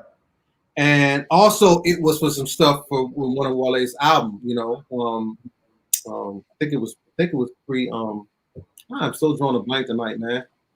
But we got Patrick Weave out of it. Was one of the songs we got out of that session. But yeah, so he's just like having us play a lot of our songs, and they recorded it to a 2-track tape. So they were serious. They were serious. Well, that's sort of what I want to talk to. We don't have to get too technical, but what I want to speak to in terms of the recording is what's the difference between recording at a studio in DC, right, whether it's Thump or Central Electronics or Rio's or whatever, you know what I'm saying? Like, what's the difference between recording there and recording in New York with Mark Ronson? Because not even just in terms of the experience of being around this producer, but just in terms of the difference in how the session, what the priorities are, how the session goes. Because I just think that a lot of people in go-go just have this impression that like when you go into the studio, like you just go in and play the song that you played on stage. You play it 3 times, and then I'm going to the bar. You know what I'm saying? And so, what is it like recording with Mark Ronson? Well, the very first thing that stood out to all of us was, man, I mean, it took literally, I think you can ask Eric this, it took them like 2 hours just to get these drums going. You know what I mean? Like the guys said, they had different people for different stuff, but they were so focused on the drums at first. They were hitting, the head. This head is dead. We gotta replace this head. This microphone don't sound right. Switch mics. Yeah. What is what instrument you gonna hit the most? We need to work on that. It was per song, right? It's not like we're gonna set the drums and then we're gonna record 10 songs. It's like we're gonna set the drums and we're gonna record one song because we're setting the mic and we're setting the right, we got the right snare for this particular song and the way this song. I mean, it was the same thing with Mumbo Sauce. Like the Twink would always have to come 2 hours earlier than everybody else so we could get the drums mic'd up correctly. You know what I mean? The sound you got out of that, though. Yeah, well, that's what I'm saying. That's what I'm getting at is that I want people in go-go to understand that the reason that you're not getting the sound from the reason you're not getting a national sound from recording is because you're not doing the same things that national artists do. I mean, that's just across the board. Yeah. So, I mean, yes, I'm an engineer, so there's a lot of different reasons, and it does start with that. It starts with your recording process, right? What mics you're using, are they in the right place, right? Sometimes you even get to micing underneath the toms and underneath the drums, right? Yep. Then, you don't just, if the bass player, you don't just give him a DI, let him roll. Well, how does it sound? Does it sound bad, or you just going to live with how he sounds? No, you run him through a bass cabinet and put a mic on the cabinet. What kind of mic are you using on this bass cabinet? Are you using a Beta 52 or an AKG? It's so many small things that add up to the bigger picture in the recording process. And it's can you stick a dagger as an engineer? Can you stick a dagger in the myth that it doesn't matter how you record, you can clean it all up in the mix? No. Can you stab that myth through the throat, please? When it comes to recording live instruments and a band, right, it matters greatly how you record first. See, the problem now is there's so many technical things that can be done, like drum replacement, and all that kind of stuff. But all that stuff still sounds a little mechanical. You can still, that stuff helps fatten up the sound. Like you leave the original snare and you add a little bit of a different snare to thicken it out. But if you can get the natural sound of the room you're recording in, especially acoustically, go-go has everything to do with the beat. If we're just strictly talking about go-go and live bands, it's going to have everything to do with how does the drums and percussion sound, right? Everything else is just a DI line, you know what I mean, with or a mic'd up cab. Except guitars. Yeah, well, yeah, okay, gotcha. Right, and guitars as well, right. Yep. So it has everything to do with how does your room sound, how far the mic is away from the instrument. You have a lot of engineers. If this is the head of the toms or conga, whatever, you're putting the mic right here. You can't do that and expect to get the kind of sound you want, but they think, well, if the mic is farther away, you're not going to really get a direct sound. Do your homework. You're not supposed to mic, especially if you're trying to get the best for live. Yes, for live, you get away with that, and depending on the situation. But if you're in a studio recording, you don't want to have the microphone directly up against the head of the tom, the snare, any of that. You're not getting the sound time to travel really back to the microphone. You're just getting a bunch of attack, and it sounds like crap. Okay, so Brooks just says he's talking his talk. You're talking his talk right now, which that is my cue. That lets me know that we are getting too nerdy at this point, and we're going to lose every single viewer except for Brooks because Brooks is. I told you we could go down that road, but we're not engineering nerd ever. No, I don't want to get too technical. I'm not trying to teach people how to record. I'm just trying to give them the mindset of if you think that you are going to get a song that sounds like Uptown Funk of that level of quality by just going into a studio and playing the song through 3 times, it doesn't work. There's a lot more to it than that. And we don't have to go too deep into it, but there's a lot more to it. There's a lot more to all of this. And that's what I want to get to. And that's the whole purpose of this show, is to talk to people like you who have been in the situation where you're with the band. You just took the ADATs or whatever it was back in those days to the show and recorded, or you just, what went into, and I don't mean, I'm not disrespecting Charlie or any of those. They made great work, but I'm just saying I can't think really of a go-go album that has been put out in my lifetime. Maybe not my lifetime, but since I've been into go-go, which is the early 90s, that is on par sonically with other national records, the top 10 Billboard charts. You know what I'm saying? How do you think Bustin' Loose sounds? Yeah, well, that was before my time. That's what I'm saying. I'm talking about since the 90s. Bustin' Loose was hands down just about the biggest go-go record. And you know why it sounds like that? Because you had national people working on it. Yeah, well, same with the Trouble Funk stuff. Yeah. Right. They went up to Philly and did that record. Yep. Same with Trouble Funk. Yep. Exactly.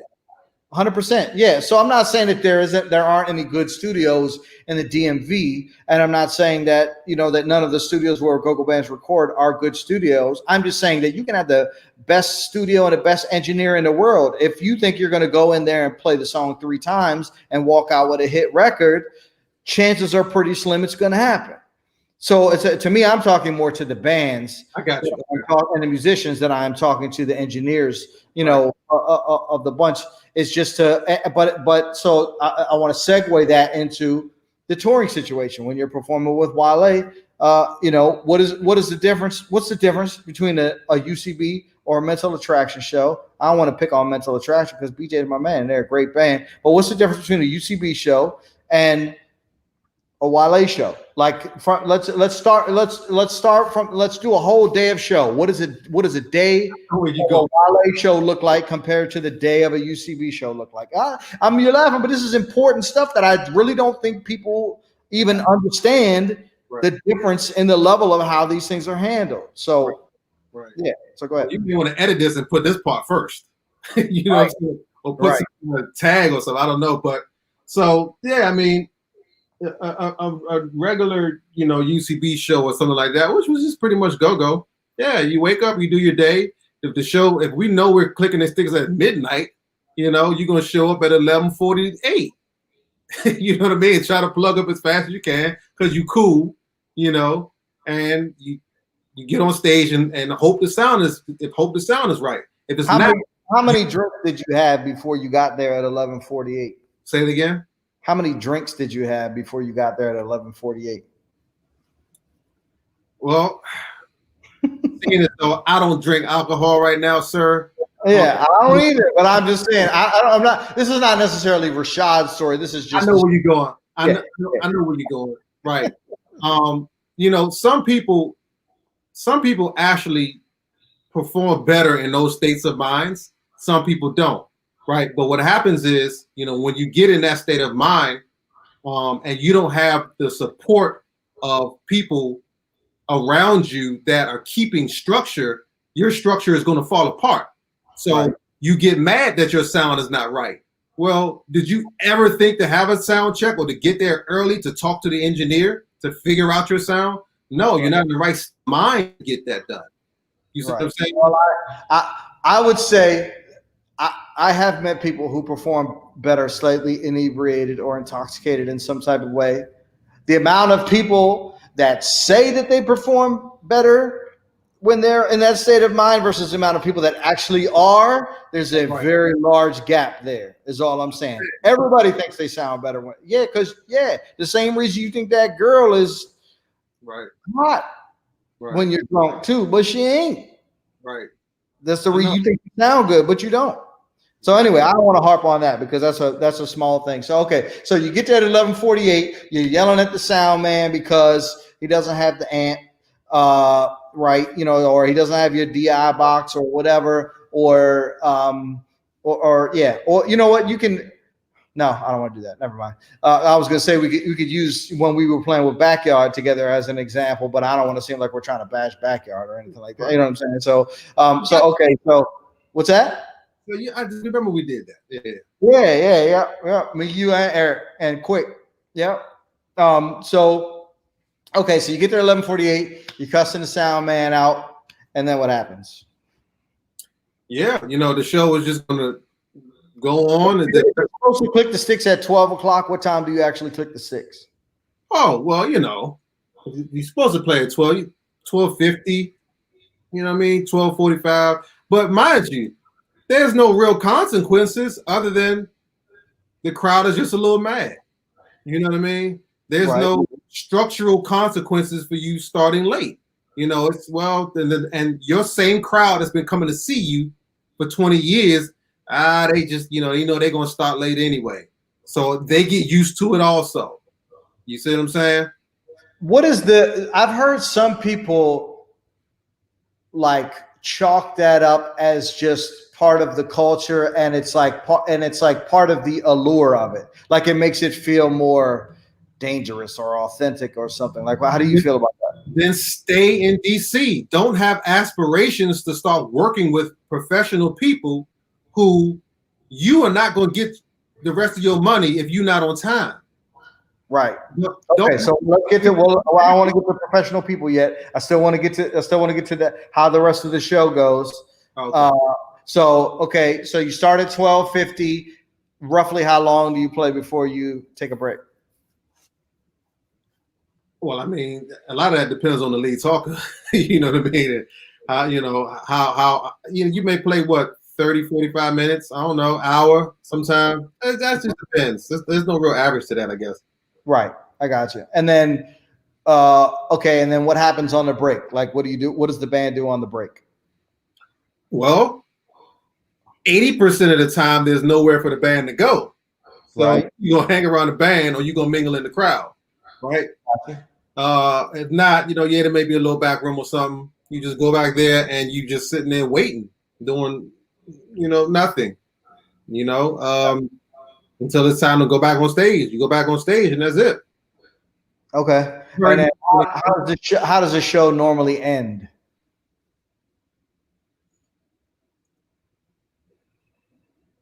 I mean, there's a lot of different ways I can go with that. Just give us 3 or 4. How does the show end? Yeah. Well, the show could end in a fight. The show could end in some form of violence. Shooting. The show how common is that?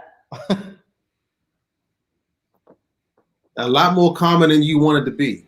Well, we should qualify that to say that it's not that common anymore. You know what I mean? It used to be. It's not that common anymore. Right. We're still not where we want to be. So I don't want to point to that as though that's like the only problem in go-go. You know what I'm saying? Yeah. But okay, so you have a lot of peaceful, stuff, but there is a problem there that a lot of people are afraid to address. Just put it that way.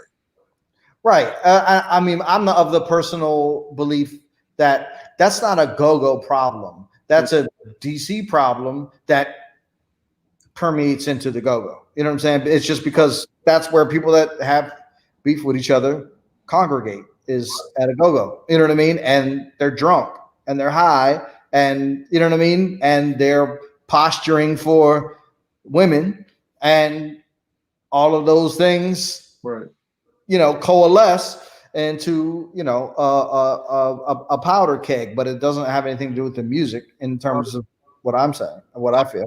I'll just kind of tell you how I feel on that, right? You have some of these situations that's going to happen in rock concerts and all kind of stuff, right? So everyone will say, oh, well, it happens at all our different show. It does, right? Not as frequently, but it happens, right? How I feel about it is you can't say one thing and do another, right? What I mean by that is, especially even now, you have everybody screaming about, we got to stop the violence. You got to put the guns down. Of course, you got to do that. But then you get on the microphone and 50% of your lyrics are about shooting somebody or fighting. You know what I'm saying? Like, how can you're being a hypocrite, right? Someone gets shot, you're like, you got to stop the violence, blah, blah, blah, blah, blah. But then you are actively promoting it with what you're saying on the microphone. No one, and people are afraid to tie the knot to, oh, well, they just lyrics. It's just blah, blah, blah, Well, would you look at the children, the kids, they see and they hear and they replicate it. Do the same exact thing. What you're saying on the microphone has a lot to do with how people are reacting in your shows. Yes, there's going to be incidents. But you can't say one thing and do another because you are directly influencing people. When they hear your songs over and over and over, especially if they are of a weaker mind state, you know, people that are in the streets, they're more likely to act out the things that you're saying. So you at some point, you have to realize that you are affecting people's mind states by what you're saying. And no, people are afraid to stand up to that. That's how I feel about it. Right. I'm sort of conflicted on that because I certainly see your point and 100% agree with it. But also, before I was into go-go, I was into punk rock music and heavy metal music. And I used to like Slayer was one of my favorite bands, and Pantera, right? Slayer is, you know, talking about all kinds of bloody, gory, demon, weird shit. You know what I'm saying? Pantera is talking about fighting and shit like that. Okay. Very rarely do you see any of those things, you know, like you know, like most people that listen to Slayer, they're not like fucking sacrificing lambs and shit, like, you know what I'm saying? They're just listening to the music, you know what I'm saying? And you know what I mean? And like for me, and you know, after I got into hip hop before I got into go-go, but you know, I was listening to, you know, Public Enemy and stuff like that, but I also was listening to, you know, Scarface and, you know, all that kind of stuff, and you know, Biggie and, you know, all kinds of stuff that was glorifying violence. I haven't been in a fight since 5th grade. Right. You know what I'm saying? Right. I won, but I haven't been in a fight since 5th grade. You know, and I've been in a million go-go's where you know the type of shit that goes down. You know what I mean? Right. So, yeah. But what I'm saying is, if you see there's a problem with a specific culture, right? Because go-go is definitely cultural. If you see there's a specific problem, why would you add to the problem by lighting a match? Fair enough. Fair enough. What I'm saying. Yeah, no, fair enough.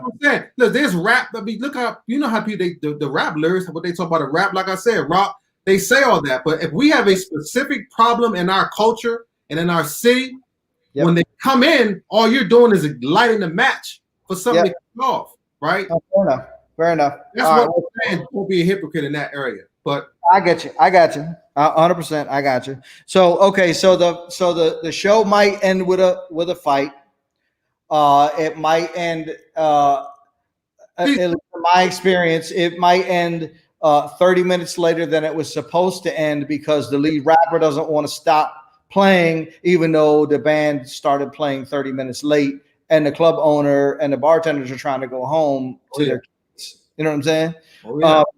So okay, so we get the you know, I think we get the gist of the go-go. Most of the people watching right now are, you know, from the culture, so they understand. UCB Live. I don't know who that is on YouTube. Is that Mikey? UCB Live. I'm not sure. Anyway, say what's up. So BJ on here. What's up, bro? So Daryl Jones. So okay, now let's do a day. Let's do a day in the life. Rashad, the bass player for Wale's touring band. How does that happen? Well, generally, definitely, if we're touring, right? You know, let me do it a little bit differently because there's a little different dynamic when you're touring because you're on the road. You don't have any other real expectations, you know, or other obligations or whatever. So I know that you guys do. I know what you're saying. I'll talk to it from the standpoint of, like, you know, when we do the Fillmore every year. Yeah, exactly what I was going to say. Yeah, you do it on New Year's Day. Yeah. So how does that go? What I'm used to, you know, I'm no longer in the situation. Right. But yeah. So you know, if the show is starting at 8, 9 o'clock, right? We are to be at the Fillmore at noon for sound check. Yep. Noon. Because the doors may open at 6? Doors may be at 6 or whatever, blah, blah, blah. Matter of fact, not even noon, 11 a.m. Between 11 and noon, load in, get your stuff in place, you start line checking, you know what I mean? You start doing things like that, getting that stuff out the way. What does line check mean for people in go-go who don't do that most of the time? So line checking pretty much is, you know, kind of for the engineers. Line check is before your main sound check, right? Line check is, does the engineer have every signal coming from the stage? Because you always do a show where, or go where something ain't on in the house, right? And they're trying to figure out why, and you got all this going on. Line check means all an engineer has done is check each signal reflects every specific instrument that's on stage. Right. So making sure the bass player is on, making sure that both keyboards are coming through, making sure that the pad is coming through, this microphone, that microphone, each individual signal. That's line check. Yeah. And that can take a while because you may have something that's buzzing because you have a production, you got lights, so you got a lot of other things that's going on. Yep. So yeah, you do a line check. Then after your line check, you can start your sound check. And your sound check generally is going to go, especially if you're the headliner, until it's right. Right. So the difference between the line check and a sound check is the line check is each individual person. The sound check is everybody's playing together. Sound check is everybody's playing together, and you're playing the songs that you're going to play during the show, so your engineer can get a feel for, how to balance the mix. Right. So that could last a couple of hours. And generally, that your day is blocked out for that because you never know what could go on at the show. Your instrument could go, could black out, or you could pop a string. You could, you may have to go somewhere and get something else for your instrument. You may be there a lot longer because there's tech issues, but your day is blocked out. To make sure that the show's going to go the way it's supposed to go. And then you show up if doors at 6. So mind you, let's say your sound check was over at 3. Well, you got to be back there at 5 or 6. You're not showing up there at 8 or 8:30, which is 30 minutes before you go on. You got to make sure you're there hours before, because there is a structure in place where there's security. There's all different kinds of details and things that need to happen. You need to know where to be. You need to know where to go. There's going to be food there for you. There's going to be bathroom there for you.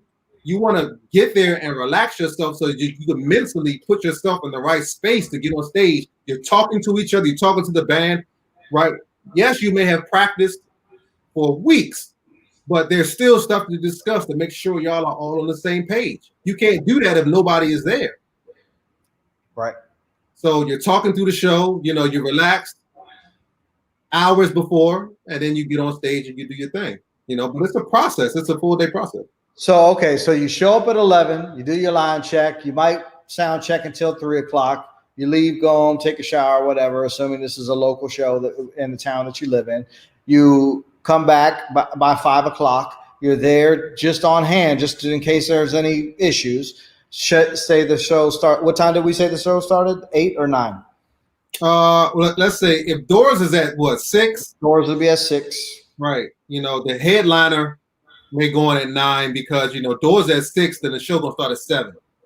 Right. Doors will be at 6. If the show start at 7, you'll have at least 1 or 2 support acts that will open up. Yep.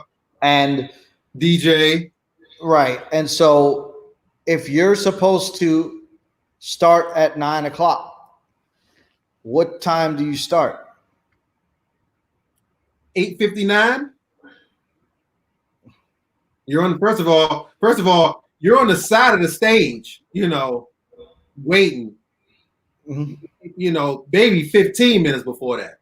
That's what I was going to say. How soon before you're supposed to start? Are you there, ready to go? Everybody's accounted for. There's nobody going to the bathroom or getting another drink or talking to their girlfriend or what. It's like you're there, ready to go. Everybody's here. Right. Because you may get on stage, and you well know, you get on stage and the sound man forgot to unmute you, or a cable got pulled out. You know what I mean? You're on stage, you got to make sure all of that stuff is right. Yeah, of course, you had 2 support acts that came on before you. Exactly. Maybe the board recall doesn't work or something like that, and they don't have the mix dialed in and blah, blah, blah. So basically,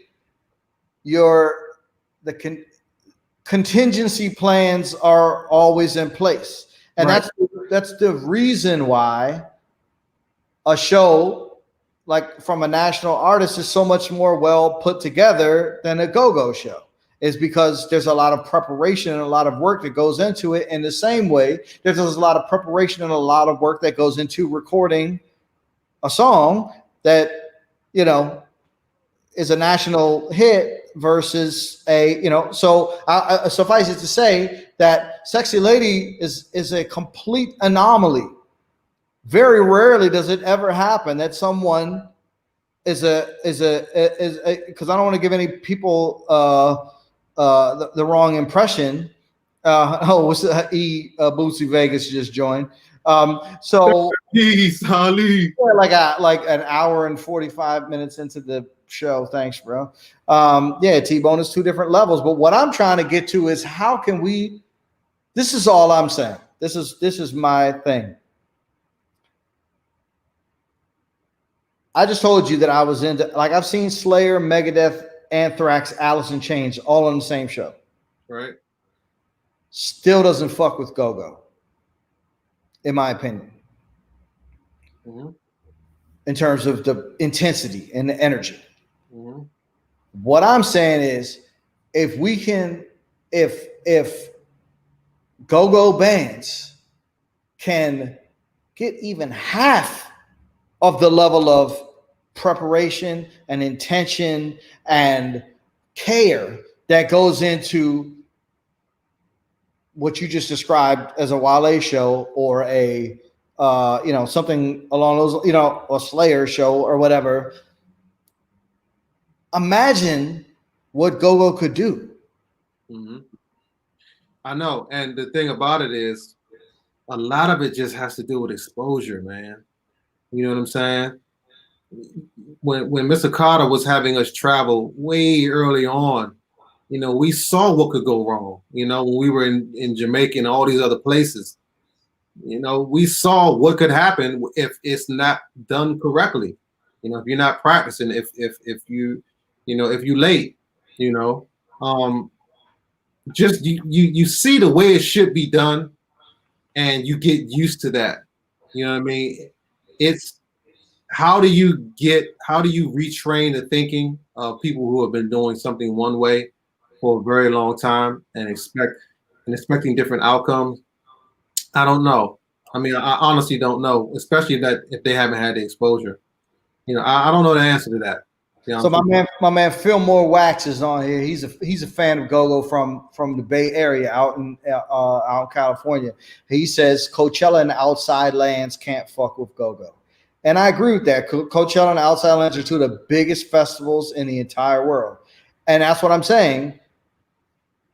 I just put a post up earlier in this new Facebook group I started, like, what's your goal in go-go? And I was like, mine is I want to see a go-go band or artist headline Coachella within the next 10 years. Because I already know if the part that's so frustrating to me is that there's only a few little things that need to change. Mm-hmm. It's not like it's this insurmountable thing, but it's like you deal with the people at go-go, and it's like asking somebody to be on time is literally like you just stabbed their mother in the throat. I just don't understand. It's like not really that of a concept to grasp. But then those same people that complain about having to be at sound check at 3 o'clock in the afternoon, not even 11 a.m. in the afternoon, but having to be there at 3 o'clock, are also complaining that they're not successful as they want to be. Right. And they don't answer their phone. Right. You know what I'm saying? And they don't move quickly when it's time to do something. Right. It's tough, man, because you over the years you've had so many go-go's during the week. You know, it's just you have so much of the same thing, and then, you know, you do have some of the things that we're talking about. You know, when there are big festivals and stuff, go-go is going to show out. There's nothing like that sound, right? But then it's like, well, we're gonna, you know, next week we're gonna get right back to the same thing. You know what I mean? And you're dealing with, I don't even want to say you're dealing with another structure of money, because go-go makes a lot of money. Let's talk about that for a second, Go-Go does make a lot of money. There is a large inequity in the economic go-go system from what I see. Mm-hmm. From what I've experienced booking a lot of go-go bands. Mm-hmm. Bands on the low end, smaller bands, make way too much money. Mm-hmm. Bands on the higher end don't make enough. Don't make enough. Mm-hmm. Yeah, you got promoters walking away with 30, 40 grand while the band's walking away with 5. Yeah. That's acceptable. Three to 5. Right, exactly. You know what I'm saying? So that's sort of what I'm on a mission to rectify, and I've been trying to, bring some of the other bands, the bigger bands into the loop. Like I've done some stuff with Backyard, and I've, I took them down to New Orleans for House of Blues, but even locally, it's like, I mean, they may not be the highest paid shows that they're having, but they're definitely the highest paid shows for the amount of people that are in the building. Yeah, because I understand how the process, and that's what I was talking about earlier when you were saying how many people were at the early UCB shows, and I did a whole post on this or video on this a couple of years ago. Your band is worth roughly 60% of the gross, meaning roughly 60, and it's a rule of thumb. It is negotiable. There's all kinds of different structures, but roughly speaking, you're worth 60% of whatever you can bring through the door. The other 40%, the promoter has to pay for expenses. They pay for marketing. They do, what I'm saying? All of that kind of thing. Like they need to make some money too. Like promoters don't do this for fun. You know what I mean? They do it to make money. Right. So, but there is a way to make so that the band can make money and the promoter can make money. But again, you got bands with no following that want $1,500, $2,000 to play because they got 7 dudes in the band that say, I want $150 a night to play, and you can't pull 10 people. You know what I mean? No, I'm not paying you that. You can't bring that amount of people.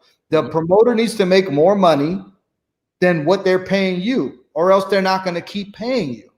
But at the same time, for a band like Backyard or something like that, like, if Backyard is selling out, let's not even use Backyard. Let's just say if any band is headlining Echo Stage, which is 4,000 people. Astonishing numbers.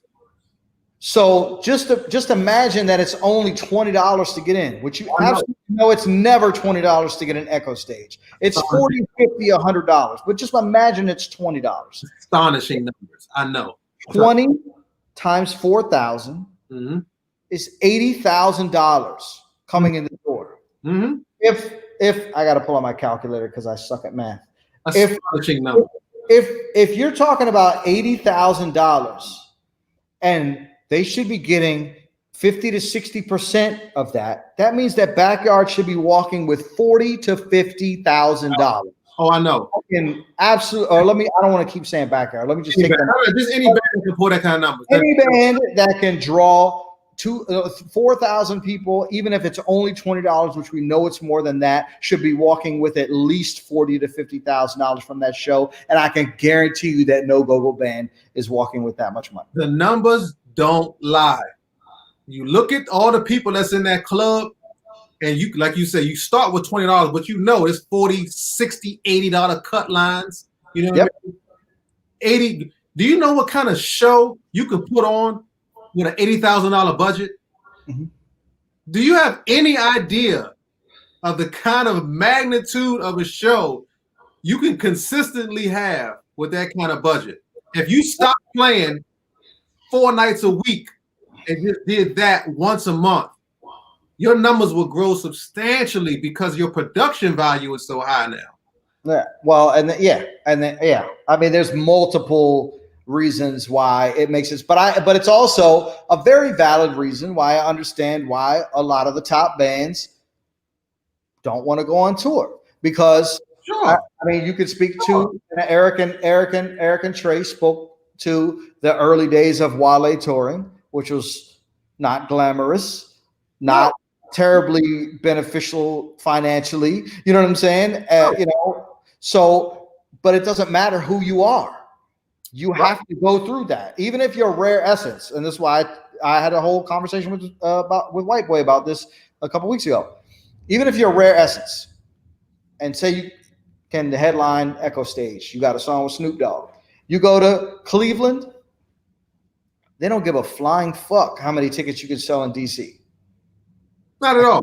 Cleveland, but Houston, whatever, New York, wherever. It doesn't matter how many tickets you sell in DC. You're literally starting over again from the bottom if you've never played there before. The only thing that matters is how many tickets you sold in that market, meaning that city, exactly, the last time you were there. That's the only thing that matters. And if you haven't ever been there before, then you can say things like, well, I have a song with Snoop Dogg. I have this many followers on Instagram. I have all of that. But that doesn't mean that they're going to pay you a bunch of money. Exactly. They might give you a chance to come in there and see if you're going to sell. So they'll probably give you a door deal to say, come in there and prove that you can sell some tickets. Because it's not that promoter's job to pay you to play music. It's that promoter's job to invest in you if they think they're going to make a return.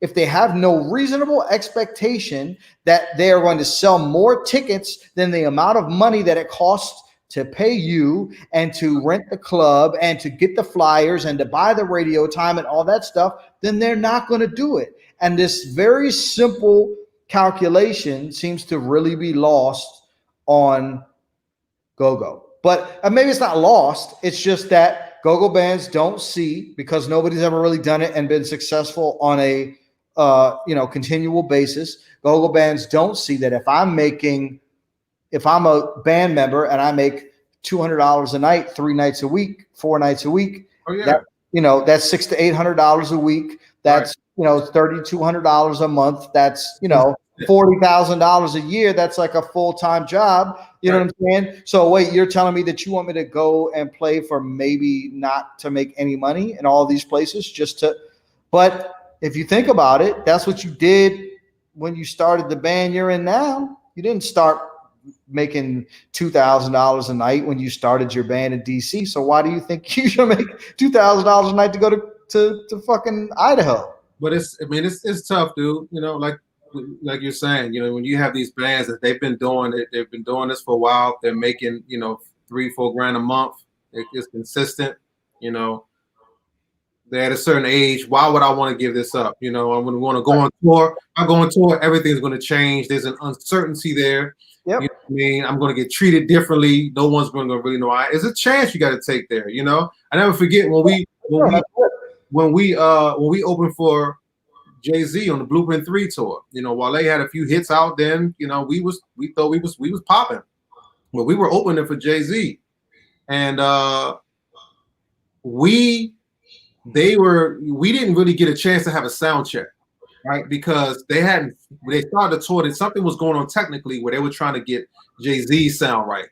So every time the show was getting ready to come up, there wasn't a lot of time for us. So we didn't get our sound right. This went on for maybe 2 months, man, like just for a while, and we just we started complaining, we important, blah, blah, blah, blah. And what's his name? Not Rich Kleiman. Oh God, dude, I'm drawing the biggest blank today. What's the guy? And that's the head of the label at that time. Of which label? Oh man, somebody help me. What is his name? Anyway, it'll come to me. One of the biggest guys that's owns labels and has all the money, right? Lyrical? Nah, he was Jay-Z's manager at the time.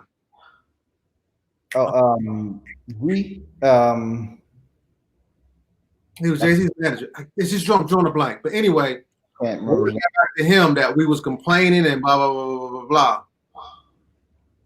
He had a few where he came in and said, "Y'all ready to go home? Am I ready to go home? Nah. All right, cool." Listen, when you start touring and you got the headliner, you don't really have no clout. When you first start, right? You just, like you said, you got to do whatever it takes. You know what I'm saying, to gain traction for yourself, no matter what. So if you, I don't know how a go-go band is going to be able to sustain themselves on their own tour. You know what I'm saying? Maybe that's a question for you. You know, they would have. So I mean, yes, that brings that begs the question of what I've asked a lot of people on this show. Do you need a band to be go-go? What do you mean? In order for you to be a go-go artist, do you have to be a whole band? Oh, I know where you're going. Hey, try telling that to bands that's been doing that thing for 20 years. I'm not telling anybody anything. I'm just asking a question. Well, if you're asking me, no, because you know, you can't sell go-go the way it is right now. You know what I'm saying? Like I said earlier, you have to rebrand your thinking on how you want to present it. You see what I'm saying? People have to be introduced a different way. If visually, and if they're in the experience, if they get to a go-go, they're going to be amazed, right? But if it's just sonically and stuff, it's not going to sit well with them. So you need to come up with certain kind of records and stuff on a consistent basis to get people to understand that feeling it gives. Then maybe they can start understanding the beat ride. You know what I mean? And they can listen to that in their car and be excited. If you're at a show and you're playing a song and then the beat is just riding and it's people who don't know go-go, they're still going to dance because the energy is still there. They're still going to do that. Right. Well, Eric said his name is John McNeely. That's who said. Yeah. Exactly. So real quick. So this is sort of what I got into with White Boy. Not got into it, but like talked about with White Boy as well. So, okay. So go-go has traditionally not been great at making records, right? Right.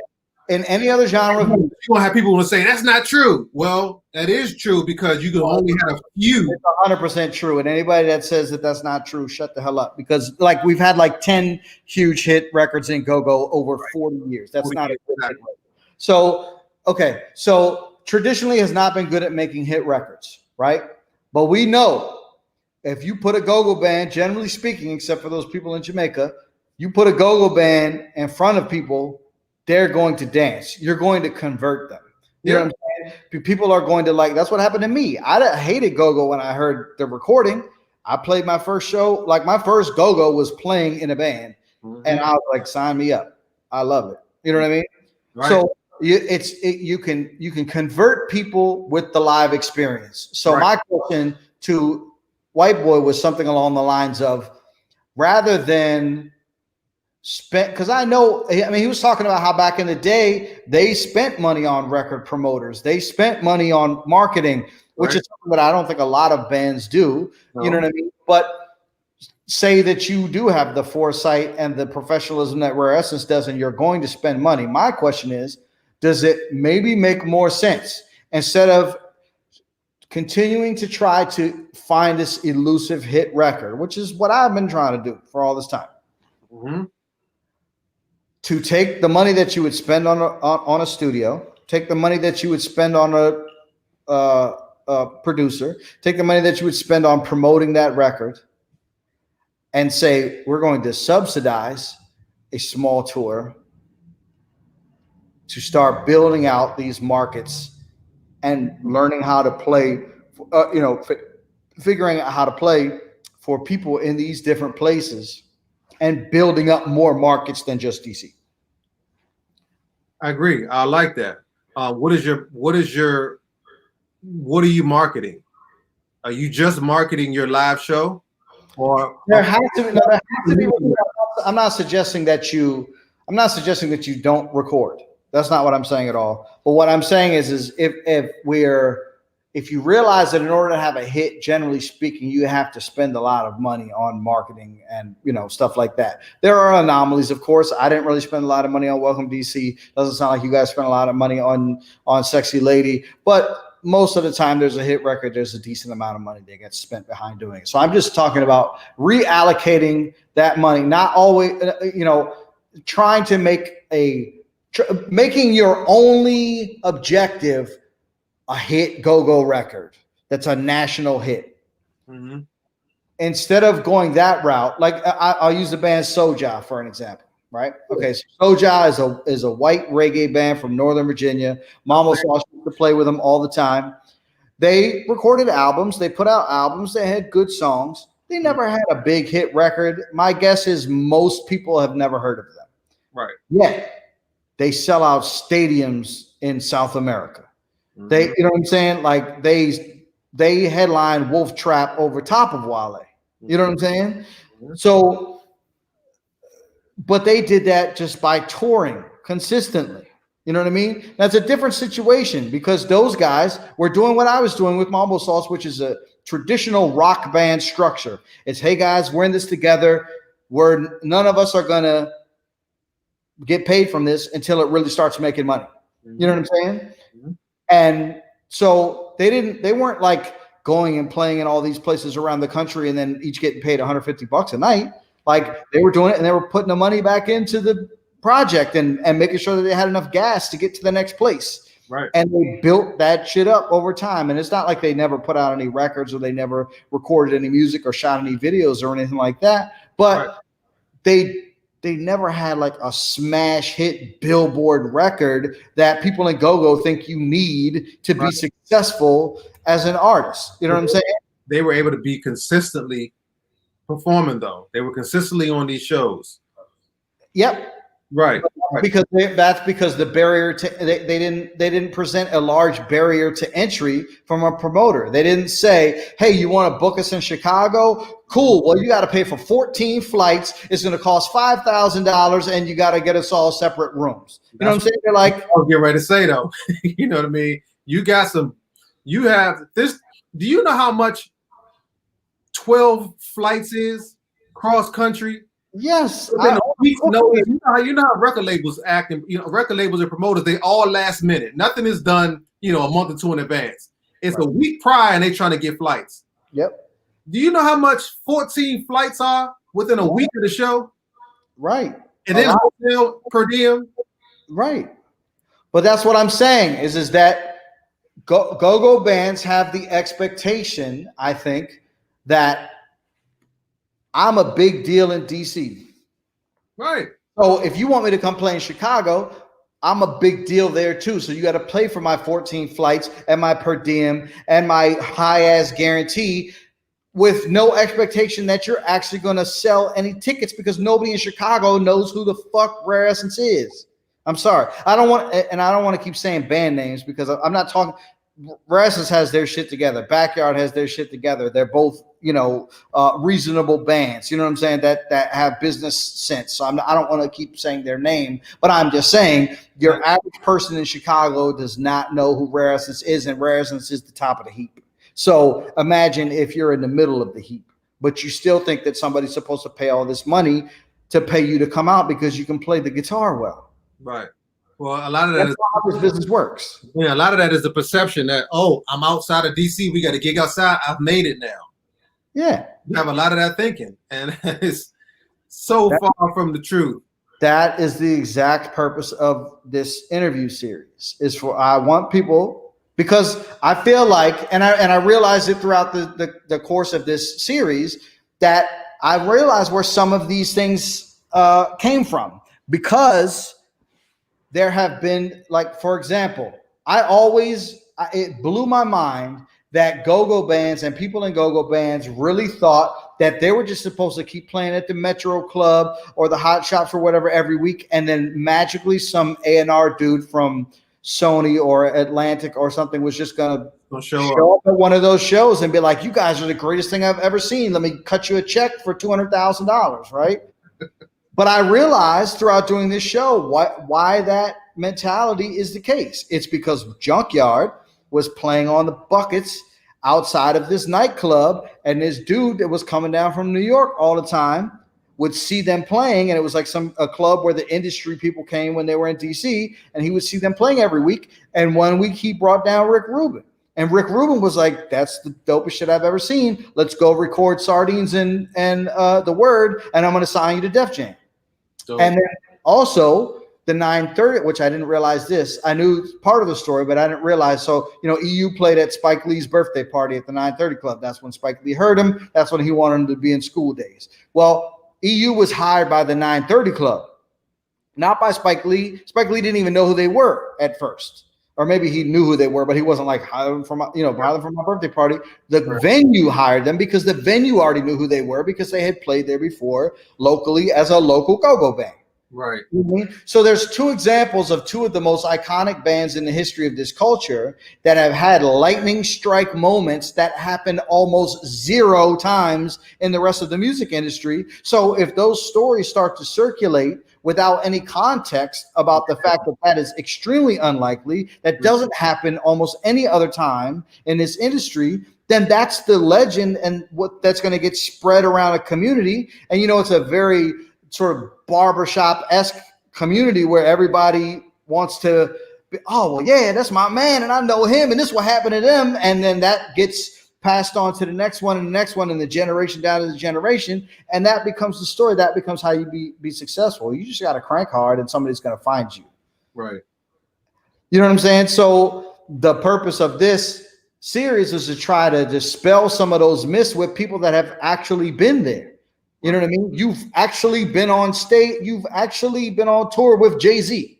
Right. His manager actually came to you and said, y'all want to keep complaining? You can go the fuck home. Pretty much. You know what I'm saying? So that's why I think it's important. Jimmy Iovine. Right. That was his name. Oh, Jimmy Iovine said that. Yeah. Jimmy Iovine was Interscope. I think Eric was right. John McNeely was actually maybe it was John McNeely. It was Jimmy Iovine or John McNeely. Jimmy Iovine was with a different record company. Jimmy Iovine is Dr. Dre and Apple Beats and all that shit. Yeah, John McNeely. That's what it was. Yeah. So, okay. So, what, if anything, if you could tell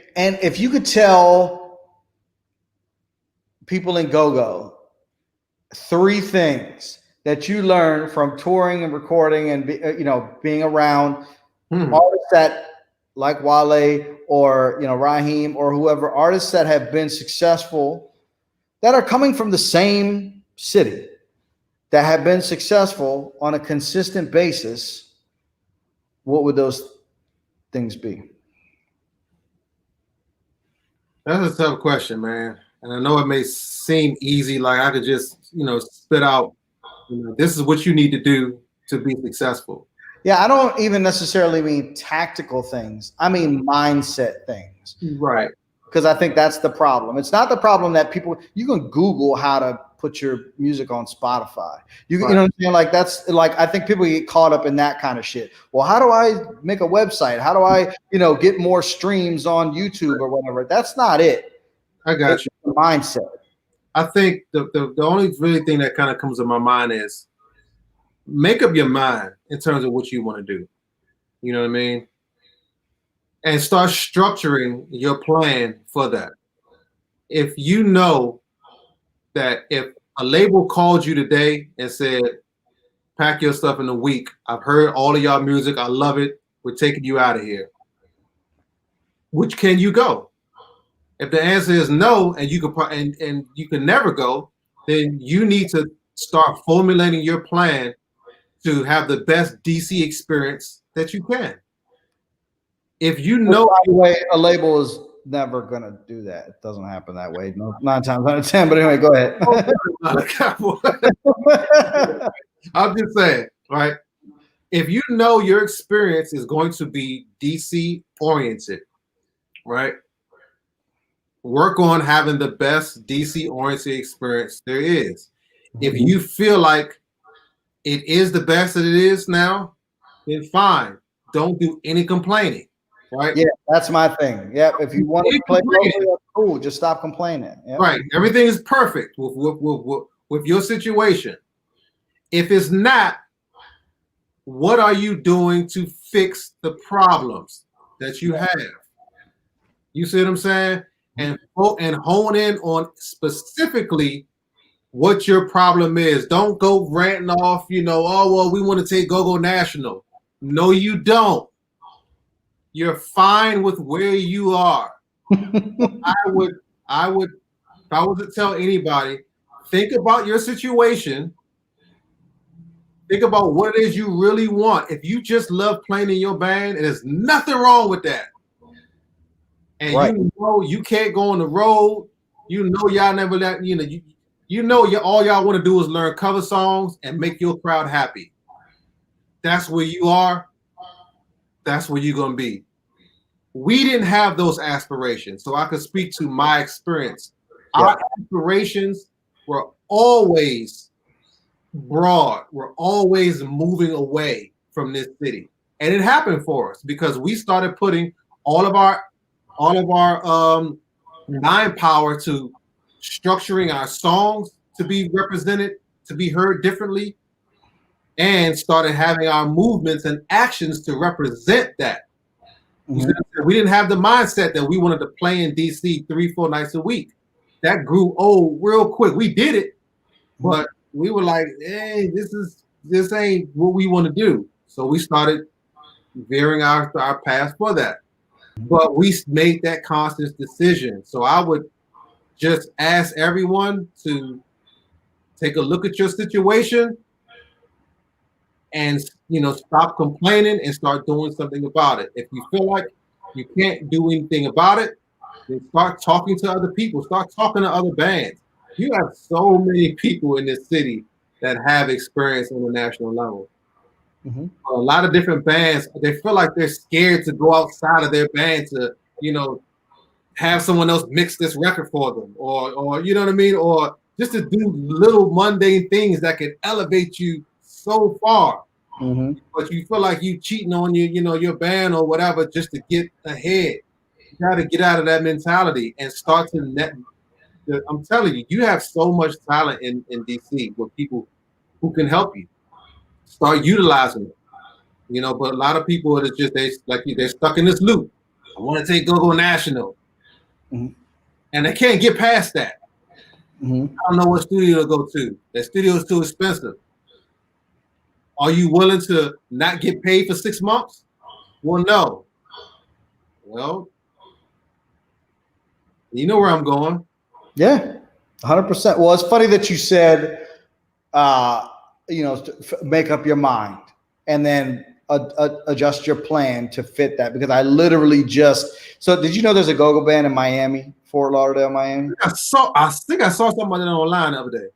Yeah, well, so it was me, because they flew me down there to come check them out and to consult a little bit. Yeah. So, and I just literally posted a blog today, which I don't know how I turned into a blogger all of a sudden, but I did like a couple weeks ago, and people seem to like it, so I'll do it until I get tired of doing it.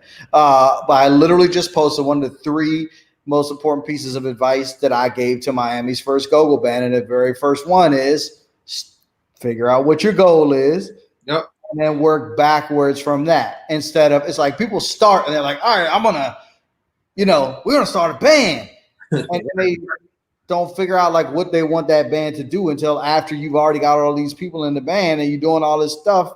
And then you realize that half the band wants to stay in DC and half the band wants to take GoGo National, and then you got a problem because you're all not on the same page. You know what I'm saying? So it's just funny that you said that, because I literally just posted that blog earlier today, and it's exactly the same thing that you just said. You know what I mean? Right. But I think I think GoGo, they're in a little bit of a situation here, and I'm a little removed from the scene now. Mm-hmm. But you can just tell, there's, people are concerned that the music is not what it was. It's different now. You have 2 different kind of SECS of go-go music. SECTS. I know. Yeah, right. LA. SECTS, right. Yeah. The same music, and the crowds are not what they used to be. You know what I mean? It's interesting because, like, even my daughters, they hate go-go. Yep. They live here. Yep. And they hate and it. When I was that age, we loved it. It was just part of. How old is your daughter? Oh, Naomi is what, 22, 23, and then my youngest is she's 13. Why do they hate go-go? Very good question. Mm-hmm. Very good question. They don't like it. They said it sounds like a bunch of noise. But look at what they've been presented in their lifetime within the past 10, 15 years. Go has changed. I'm not saying this for the better, or I'm not saying it for the good. I'm just saying it has changed, right? A lot has changed about it. So, and it doesn't get as much radio exposure, and even the kids are not even listening to the radio no more. I was about to say, I won't even say radio. I won't even say radio, right? Yeah. It has no big internet presence at all. You see what I'm saying? It's not GOGOTIX. Well, hey, I told you before we started this. I know what you up to. I know what you up to, and it's just gonna take you. You know what I mean? I see it. I already see it, and I applaud the professionalism of what you. I actually had this idea a couple of months, like last year, and you kind of beat me to it. But it was kind of more of with the interviews, and I have another idea for you. All right. And I know you say it publicly, so then you can't come back later and be like, he stole my idea. No, he was permission to use this idea. So it was an interview idea. Oh, okay, gotcha. And you would need to use Zoom though, but I'm sure you could figure that out for one. You know, for you to interview all the players who played on Bustin' Loose. I can do up to 10 people on this. Oh, you can? Yeah. You can set that up. One of them was my dad. One of them, the keyboard player was Skip Mahoney. I'm not Skip Mahoney. Skip Fennell. Sugarfoot, Rookie Will. You know, it was a couple of the horn player was Lincoln Ross Senior. All these people are still well and going. That would be a dope interview. That came to me the other day. I was like, "You Sugarfoot Ricky passed, but maybe I'm wrong." Yeah, no, he passed. Okay. The people who are still living. That would be a dope interview. If we can get them all back together and one, and they can see their experience. That would be a dope interview. That would be dope. Only thing is that I don't know if I'm musically savvy enough to have an interesting conversation about that. No, I mean, like I can play, but I'm not like a nerd out. Like, all right, 4, 5, 1. You know what I'm saying? Like I'm not. You know, that wouldn't be a musical experience. That would just be their experiences and what has transpired with them afterwards and what they went through. There would be no difference in that conversation. Yeah, that's what's up. I have been thinking about more of,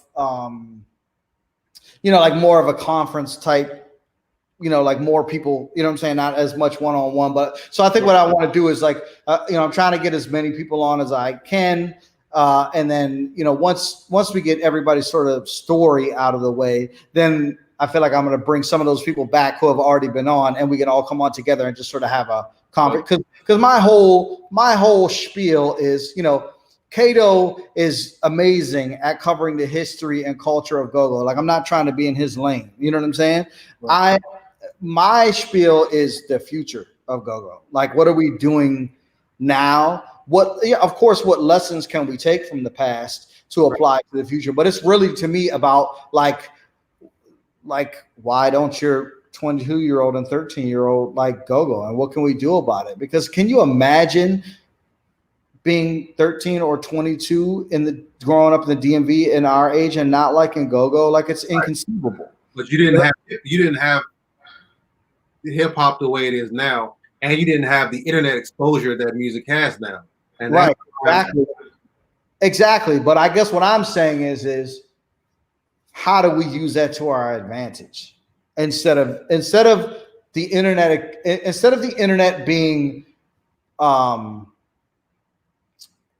the reason that go-go is. I feel like the internet is the reason that go-go, part of the reason why go-go is falling off, because we don't know how to present ourselves well. What are you gonna put on the internet? What go-go music you gonna put on it?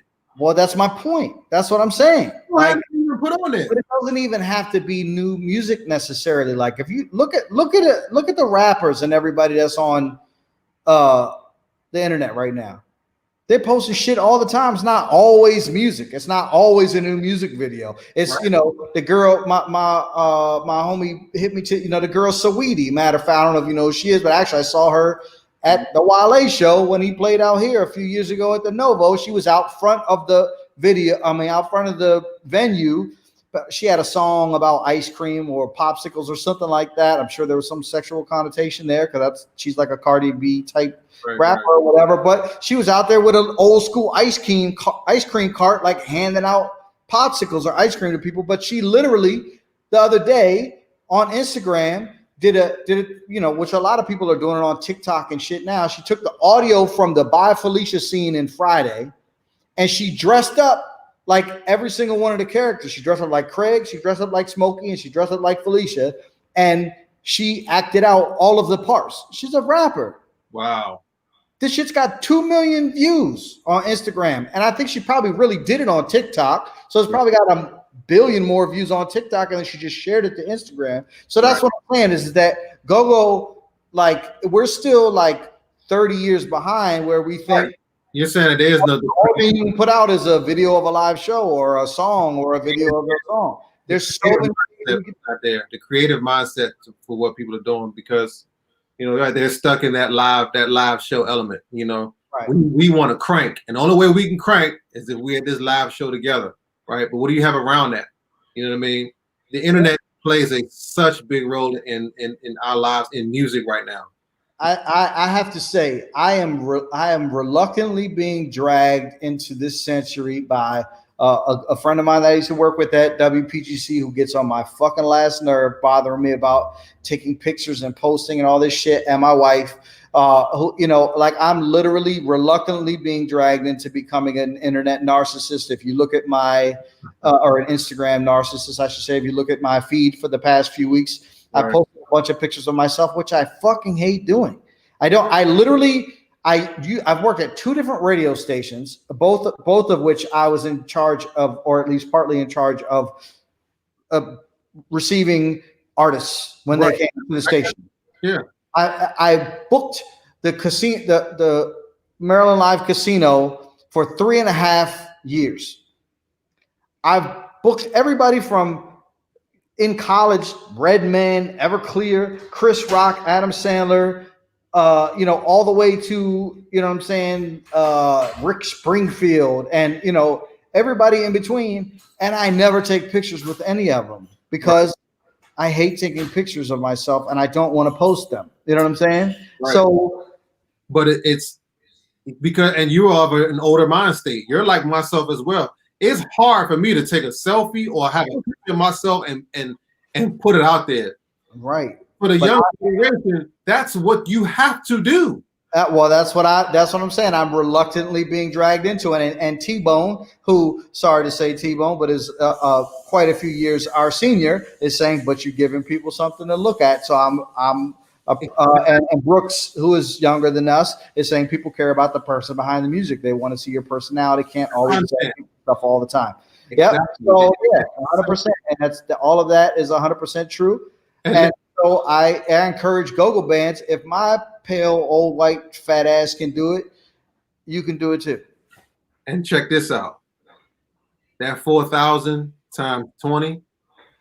Do you know the kind of marketing team you could have behind you with them kind of numbers on a monthly basis, or even half that? The kind of creative ideas of people that you can hire to brand yourself and rebrand yourself. Well, what I do have to give Backyard actually a lot of credit in this, because they're probably Backyard and T.O.B. are probably the two bands that are the most on top of this particular thing. I'm out the loop. Yeah, no, they're very active. Both of them have, which is something that I suggested on Facebook a couple of weeks ago, is instead of hiring that third keyboard player, hire a videographer. There you go. Yeah.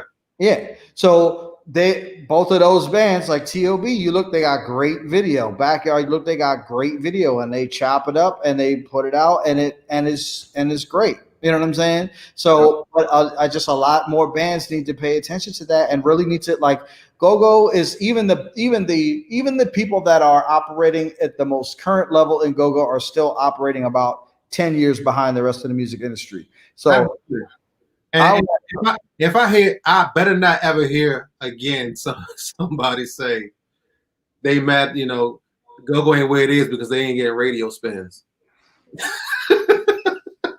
That's it. I look exactly. I better not ever hear that again. You already know my head's about to explode on that one because radio is so radio. Good God. Oh, yeah. I mean, no disrespect to my friends that work in radio. Clearly, some people still listen to the radio. But but the thing is remember that we didn't have any other option but the radio before. Right. Well, now there's like 10 steps you got to go through before you even get the attention of the radio. The radio is your last step now. It's not your first step. You know what I mean? There's SoundCloud, there's Spotify, there's Apple Music, Tidal, Audio Mac. You know, there's a million different places you can post your music, and you post it, and if people listen to it and you start to get some streams and you start to get some interest in it, YouTube, then you go to the radio and say, hey, look, people like our song. And the radio is going to be much more likely to play it then because you're proving that people actually like it. And do yourself a favor also and find one of the best audio engineers that you can find and consistently use them in whatever music you put out. Can you match it to something that is a standard? Yep. If it doesn't sonically sound that way, continue to find someone who can make it sound that way. Don't just settle for, oh, well, I mean, it's the best that we can do. Do not settle for that, because when someone just listen to something that's banging, when they put your song in and it doesn't match the intensity or sonically what that other one sounded like, it's going to turn them off immediately. Yep. You only get about 2 seconds to draw somebody in, and then they're turning. And if all you got is hi-hat and lead talker and a little bit of kick drum or a lot of kick drum and no snare. Why do all go-go bands start their songs off like that? That drives me up the wall, man. I hate it. It drives me crazy. Yeah. All right. So yeah, you thought this was going to be a short interview. We've been almost 2.5 hours so far. What do you have? What's coming up? What are you working on? What's new? What should people know about what you got going on? Oh, wow. Well, I mean, we're in COVID right now. So, you know, I'm fortunate enough, you know, I am an engineer for a radio station. But it's, you know, exactly right. But it's not a music station. So, you know, I'm an engineer for them. And, you know, that's technically I get to do a lot of, you know, what I do. You know, to utilize my skills with that. So that takes up a lot of my time. I'm also still a music producer. You know, I'm an audio engineer. You know, I get a lot of people that just want stuff mixed. You know, I still do a ton of that. So if somebody, because you just said, make sure you find a great audio engineer that is going to mix and you know, master and record, or I guess record, mix and master your stuff. Maybe, I don't know if you do mastering, but at least record and mix your stuff to a certain level. If somebody wanted to try you out, how do they get in touch with you? I don't know. Can you put me at my name at the board? I can. Can, like later, right? You can. I can put. Do you have an email or a website? Email me at, my first name RASHAD CEO MIA @gmail.com. You can do it that way. Okay. Well, also tomorrow, you know, I'm the engineer for, I don't know if you ever heard of 76 Degrees West. Of course I've heard of 76 Degrees West. I used to hire them all the time at the casino. Right. I am their head engineer now. Congratulations. I've been doing it for like 2 years now, though. We're doing a live show tomorrow. It's going to be on One Go Go World. Which we're supposed to be on right now. I'm not sure if we are or not, but that's what was causing all the technical difficulties. So it's all Dave Cleveland's fault, and it's also all your fault. Hey, I worked with Dave all last week.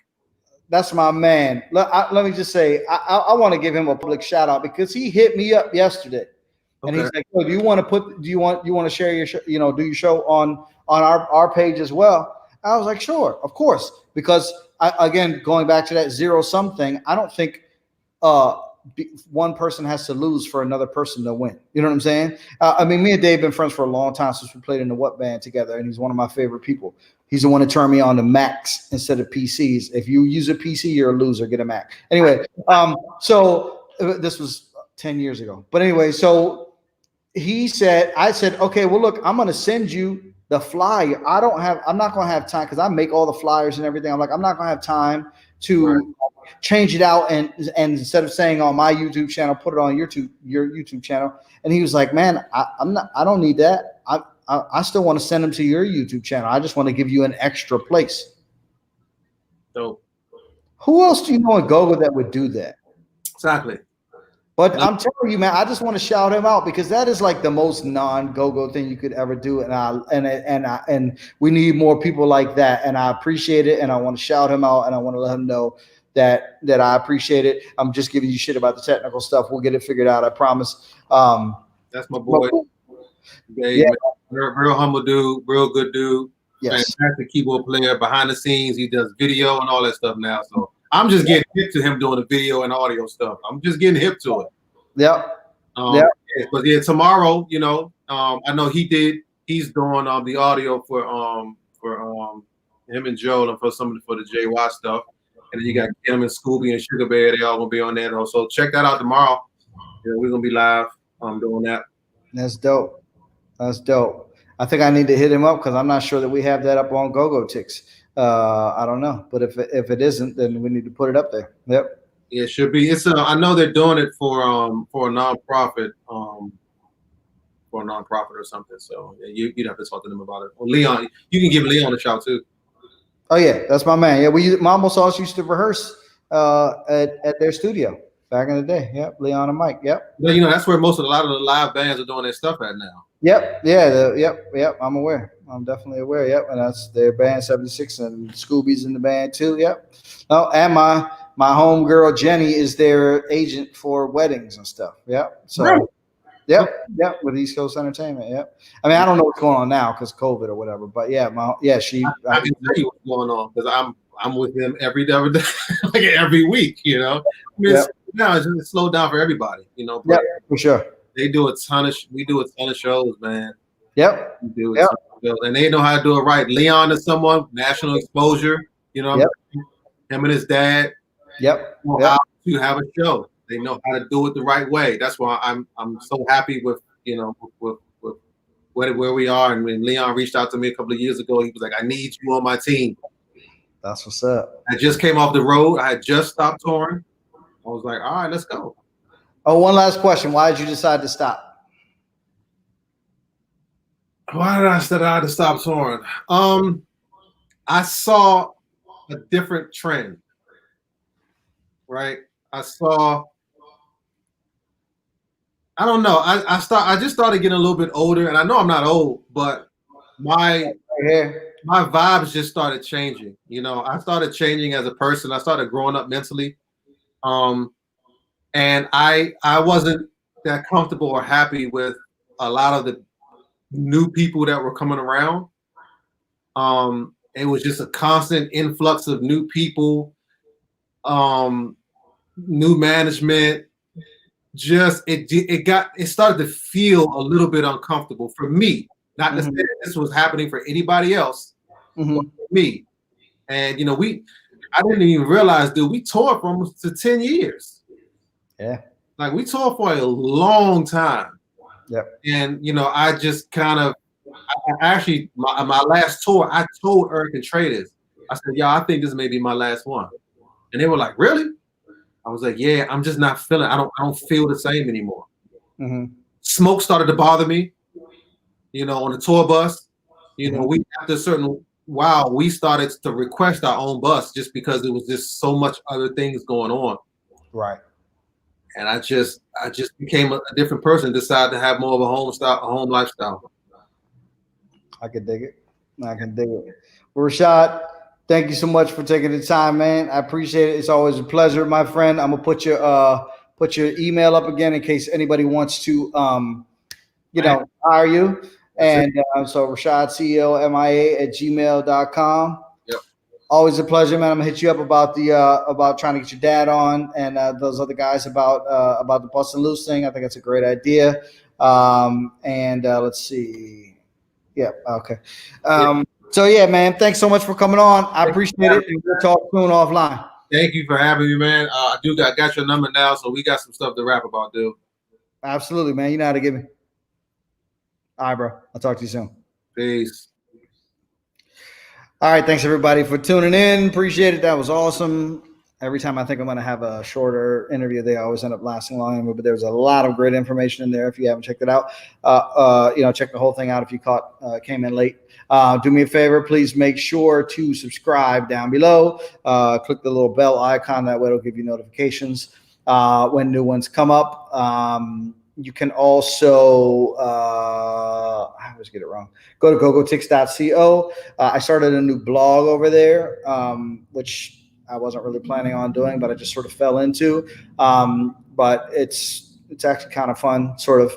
But don't get used to it because I might not do it forever. But anyway, go check that out. Subscribe to the YouTube channel. Follow us on Instagram at GOGOTIX.